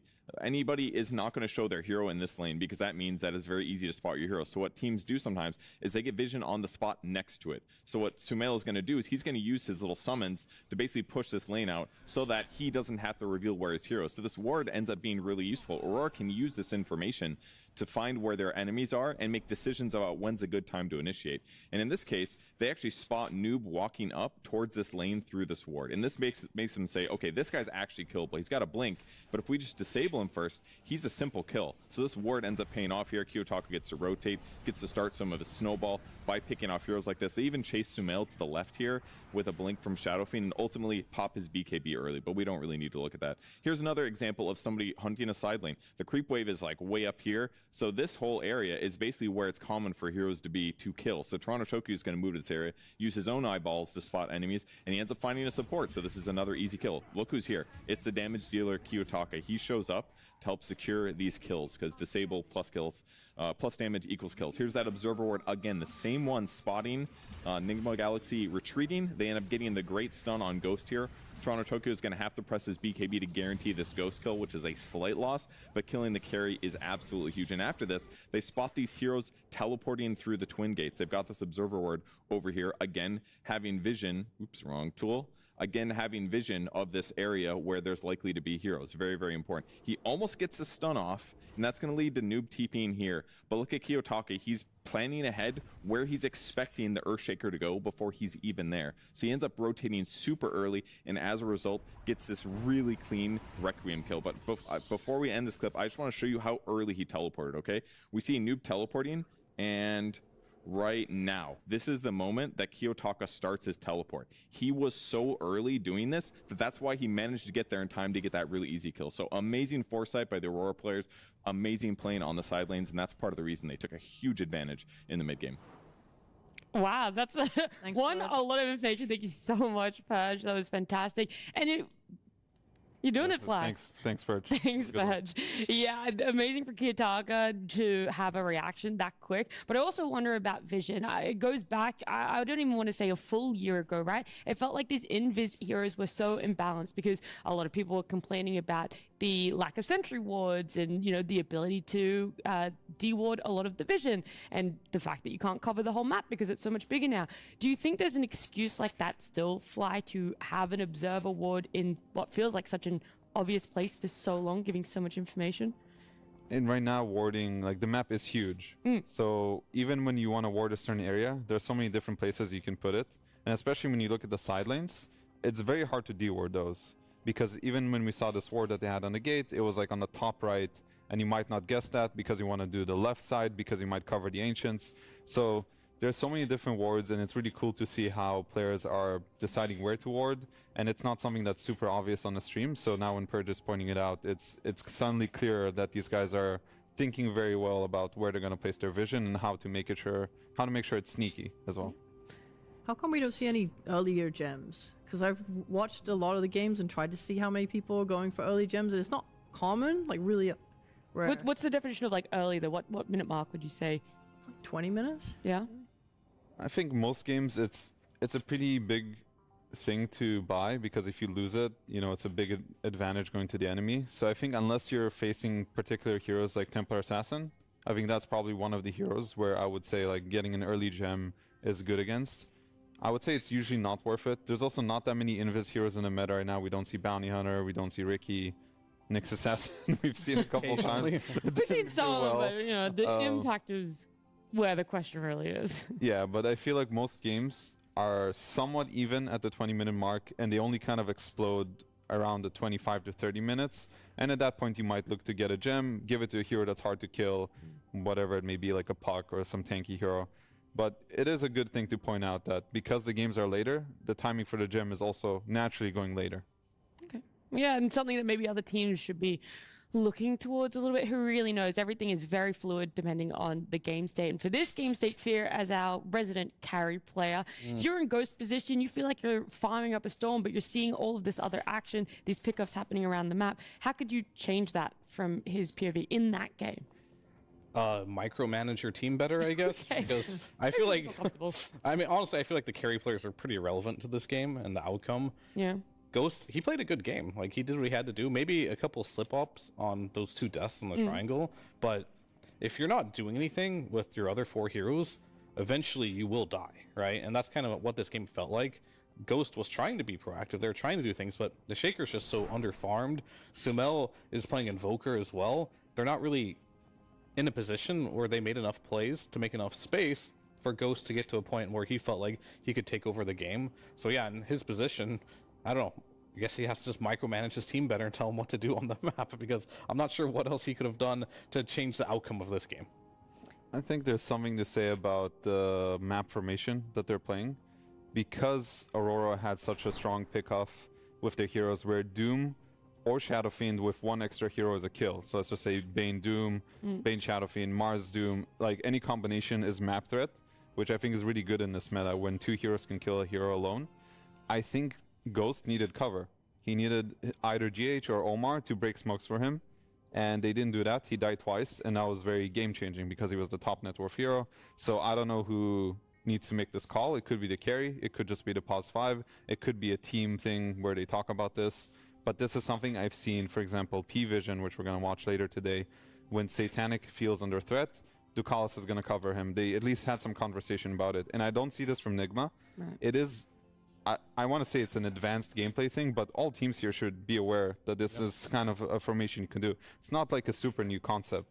So something to look for next game. Yeah, and that one's one of those things that it might be easy when we talk about it to implement, but how quickly can you change that around? Because these teams don't have too much time between a game 1 and a game 2. In fact, our game number 2 draft will be starting very soon. And we can talk about what we expect to be happening for this game 2. If Aurora are just going to feel very confident, run back, or at least try and run back what they had in game 1, or if Nigma Galaxy are going to be having that reactionary, let's shift this SF now into a must ban for the first phase rail. The SF does feel really strong. It's kind of weird to me because the hero is not flexible on their team, right? And I think that makes it very obvious on how you can play around it. When Nigma, for example, had Noob rotate on mid, I thought that was really nice. Way to just get a kill on him. And he is super vulnerable to kill on mid because he's alone. There's no supports to really back him up if you're playing ahead of the enemy team. But that being said, I don't know. I don't know how you're meant to deal with this like amount of burst damage. Maybe you need to take away his combos. Maybe it's more of a problem of having like Mars with it rather than just SF alone. Maybe it is just the SF. I wouldn't be angry if they banned it. I'll say that much. It seems very, very, very good, especially after you get Refresher. In that graphic that we just saw, Mars was actually one of the more contested or the more played heroes in the common hero pool between these two. So I do wonder if, maybe we put a little bit more priority on getting the Mars for ourselves if you're on the side of Nigma Galaxy, and place that SF in the ban so it's like you're covering both aspects to it. But are we going to see that trap in a way, Fear, where you have it, but it's not a good building block for their draft? Potentially. I mean, I think these heroes, together are really good, but by themselves might have a little bit less weight. And they're going to do it. They're just going to ban the Mars. I don't think this is going to dissuade them from picking SF, though. I think Kiyotaka can play it without the Mars. I think Toronto Tokyo doesn't have a narrow hero pool either, so Mars getting banned doesn't limit him too much either. However, Aurora is the one that did ban it, so they just don't want it to be in the pool. I don't hate it. I'm very curious to see what the trade is going to be. What is left in the pool, actually? It seems like most of the meta stuff is banned. I suppose the Pugna is still in the pool. That was something NGX did have some success with. Good versus the Marcy, too. Out of first phase bans from last game, Disruptor and Marcy are the two that have changed up, and obviously Marcy's been picked up here, so there's only like one extra hero in the pool. Yeah, I think I was kind of unhappy with how NGX prepared for the previous game, because I think from our point of view, it was super easy to call everything. Yeah. Like, oh, they're going to pick Shadowfiend. Oh, they're going to pick Mars. And it didn't really seem like they had a good answer for it anyways. So this game, it looks a little bit different because it looks like NGX is willing to make some kind of trade here. They leave the Marcy and the Shadowfiend, so they kind of had to choose which one they would prefer. I think Marcy, yesterday we did see NGX beat Marcy quite convincingly, but it was a different team. I think Aurora, Marcy fits their playstyle because it gives Nightfall this strong laner, this melee guy that goes in. He needs to play lane dominators, and Marcy's one of them. So I think it fits Aurora better. And the Bane response is, it's okay. We talked about how Bane is in general okay against Marcy because you have BKB control, which was what Marcy hates. But I'm not, this doesn't seem like that strong right now. I think they're Nightfall still will play it? I think Nightfall would play it. Oh, really? Nightfall Yeah. does play Marcy in previous, hasn't this tournament, but Okay. has in previous. It's either that or Mira are the two main ones on the side of Aurora that like to pick her up. Interesting, okay. Oh, if they did play offlane though, couldn't you just pick a Tusk and then farm Bane over and over again in the lane? Yeah. Yeah. No disagreements here. I don't know. I mean, the thing is, like, you can do that. There's very few supports that can actually kind of not die to that. However, I think Marcy Tusk is very cheesy.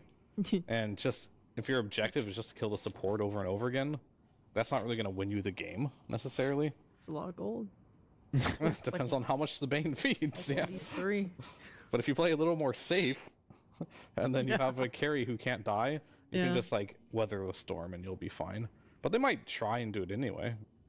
So I think they're going to be forced to ban a Shadowfiend here because I'm not sure if they have a good answer against it. And no, this Disruptor, man. Never mind. Okay, they steal the Shadowfiend. There you go. I don't know how much they've played Shadowfiend on the side of NGX. I'm sure Sumail can play it, so it's not Yeah. completely new. But there is no Mars this time. So that was probably the best pairing we had with Shadowfiend as a core. Yeah, we see the stats very quickly on the screen there. So Sumail played one game, lost with it this tournament so far. But that's only one. Not enough of a sample size, right, Phil? I mean, if you lost with it, we already said that's enough. That's it. But if you One win once- one win is not enough, but one loss is enough. One loss is more than one win. I can see a very simple draft for Aurora where they take Queen of Pain probably on 18. They're going to pick double support here with maybe a range support plus a Tusk, something along those lines. Queen of Pain on 18, which is a matchup they like against Shadowfiend and Kiyotaka. It's one of his best heroes. So I don't know. This Disruptor ban just... I get it that Marcy Disruptor is a very strong lane, but I don't know if you prioritize Disruptor over a core that's going to take over the game. This opening from Nigma Galaxy, by the way, the Bane SF, exactly how Aurora opened the draft. Just in the inverse way, right? Aurora in game one went SF and then Bane, so they definitely loved whatever was happening on the side of Aurora. Yeah. I mean, SF just loves setup stuns, right? This is a hero that has no stun, but deals out tons of damage, so the Mars, the Bane, they all can set up his abilities and just pair very well with them. And they go for the Batrider, which... I mean, it's lost a bit of popularity. We used to see this hero all the time in the first phase bans, but now it's not being picked up quite as much. I would have still liked to see the Tusk, just because you do have that save versus grip at any stage of the game, and you do have the Marcy to pair with it. Maybe they'll still take it here. They still could. I would like that because especially when you're playing against this SF with Refresher on BKBs, having 2 BKB piercing abilities to cancel his ult and not let him dominate the team fight would be really nice. Spectacular, the unbelievable Ringmaster. It's a Bane counter as well. Yeah. Save for the grip. What else is he? Well, you know, we haven't seen Ringmaster much. The only other person that I know that has been playing it is Crit on the side of Falcons. I mean, he gives you a save. I think that's a big purpose of this hero. Gives you a little bit of team fight with ult. Used to be strong in lane. I'm not so sure if this hero is the same in the lane as it used to be. I think it got heavily nerfed. Yeah, the hero is not as strong in lane as it used to be. He has some purpose in his game with, you know, canceling grip, and it's still an okay laner. I think most likely it's going to be on Mira this game, and maybe it's just a personal preference thing. I think Tusk would have been a great choice and have Panto play the Batrider. We'll see what they end up doing with this. Now, the question is for NGX is what kind of offlaner are they going to pair with this Shadow Fiend? Because we want something like a Mars, maybe a Centaur, something like this could be pretty Shaker stable. is still in the pool. That is true. That hero After last game, though, I'm not sure. Yeah, okay. This is why I was hesitant to put it out there because I knew Fear was going to say that. I mean, it's real. You have a game 1 like that, and you feel like you could do absolutely nothing. You're going to be hesitant to go back to it for the next game. Where did Undying go, man? Just the wrong teams are playing, I think. A lot of teams do like Undying, but... Be patient. Okay, sorry. Yeah, this is the wrong series. I mean, okay, they take Tusk on the other team. I mean, it's good, though. Like, I really have been enjoying Lycan, and I think every team at this tournament has been keeping a close eye on this hero and making sure their lineup is not susceptible to Lycan coming out. And the first 3 heroes aren't particularly good against it. Like, Ringmaster doesn't do anything, Batrider doesn't do a lot to Lycan. I mean, even Marcy, to a degree, isn't that great, so... The most dominant Lycan game in pro games I saw in the last year was against a Batrider support. It's very good for spat support, yeah. Yeah, it was freaking miserable. There was nothing they could do about it. There's no item they could buy to save themselves in any of the early game. It just made the support's lives unplayable to send these wolves at them. What is the movement speed of the wolves? Enough. Too much. I don't know. I think is the correct answer. I mean, if his ult is on or off, varies because he gets the haste, right? Sure. It's like when they cripple you and you just can't move and you take so much damage and it's impossible. I don't know the exact move speed. Yeah. But it's above hasted while ulted. Outside of that, I'm pretty sure, unless you have like some boots of travel hero, even the non-hasted ones are faster than you. Yeah. That's what I was thinking too, but I just didn't know if you guys knew exactly. 385. Well, you know, I'm just saying, with you, I wouldn't have been surprised if you just pulled the number out. I got high expectations. I've just been looking at the Tinker this whole time. I've been thinking, so Kiyotaka. that is a Kiyotaka special. I think it fits the same type of role where they wanted a carry from mid. I was thinking initially Queen, but because this guy's a Tinker specialist, when he saw 4 heroes, he decided to go for the Tinker, which I think is totally fine. With Marcy, you do want an additional carry on the team. And now you just want some kind of offlaner that gives you some more setup, probably. Maybe he goes back for the Magnus, maybe Centaur himself. Something like that I think would fit their lineup very well. And I think Aurora has a pretty good idea of what they're doing. NGX, the Lycan's been looking good for them. Noob's been playing a fantastic Lycan. Yep. They could use another core that goes in like last game, but I'm not sure if Ghost is going to want to play Alchemist again. He does get the counter matchup, so we do see the Magnus, and now Ghost gets to respawn in any way he likes. I'm not sure if... I don't want him to go on Morphling. I want something else. Maybe the Sven looked better than the Alk, something like this. Yeah, I would agree with that. I think you are playing versus Tinker, which makes things a little bit more annoying because he does have a magic damage, and then you have to deal with the Magnus as well. So you could think heroes like Morph if you want because it's good versus Mag, but then Tinker's really good against you there. Don't really want to play Juggernaut, which is good versus Tinker because they have a Magnus Marcy. Don't really want to play Lifestealer because you're versus Marcy. Oh, that's a good middle ground. Yeah, Ursa's a good one. It's a good middle ground. Also, Ursa Lycan, if it does get to a point, Very it's good, actually yeah. a good Ags hero for the Lycan. So I like that combination. I think it's a good response. I would really be curious how Noob decides to play this game, because if he gets Helmo the Dominator at a decent timing, he could actually run mid with his ultimate and try to bake mid tower, and I think that could break the game if he does that. Tinker is a hero that relies on keeping his mid tower alive, stacking Ancient, stacking the two camps below him in the river. Mid tower and you start putting presence there, I think the hero can feel more. Не верите вы, да, в Торонто еще на Магнусе? Но для Торонто это... To gameplay again. Which I don't really like to see, because I think this is a high execution draft from NGX. Like, if things start going poorly, like you have this Ursa Battle Fury, the Shadow Fiend mid with a Lycan off lane, there's going to be no space on the map for that. So you do have to have good lanes and good rotations, and then it could look really good. But if that doesn't happen, you don't have a fallback plan with this type of lineup. You're just hitting creeps. So you're feeling kind of reminiscent of this game one, that if we see them have that sacrificial top tower or bottom tower in the first, 10 minutes, they're going to be split. They're going to be trying farming, and it's just setting up Aurora again for running as a 2, as a 3 group, and just... If there's early daggers on Bat and Magnus, and you're behind, that's not going to be good for NGX. Okay, tough to make something happen on the Enigma Galaxy lineup if you're behind here. Yeah, I'm mostly just looking forward to these dogs eating the supports. Guys, I thought we were, a little bit more hype, okay? It's a potential elimination, potential qualification here, all right? Enigma Galaxy on the verge of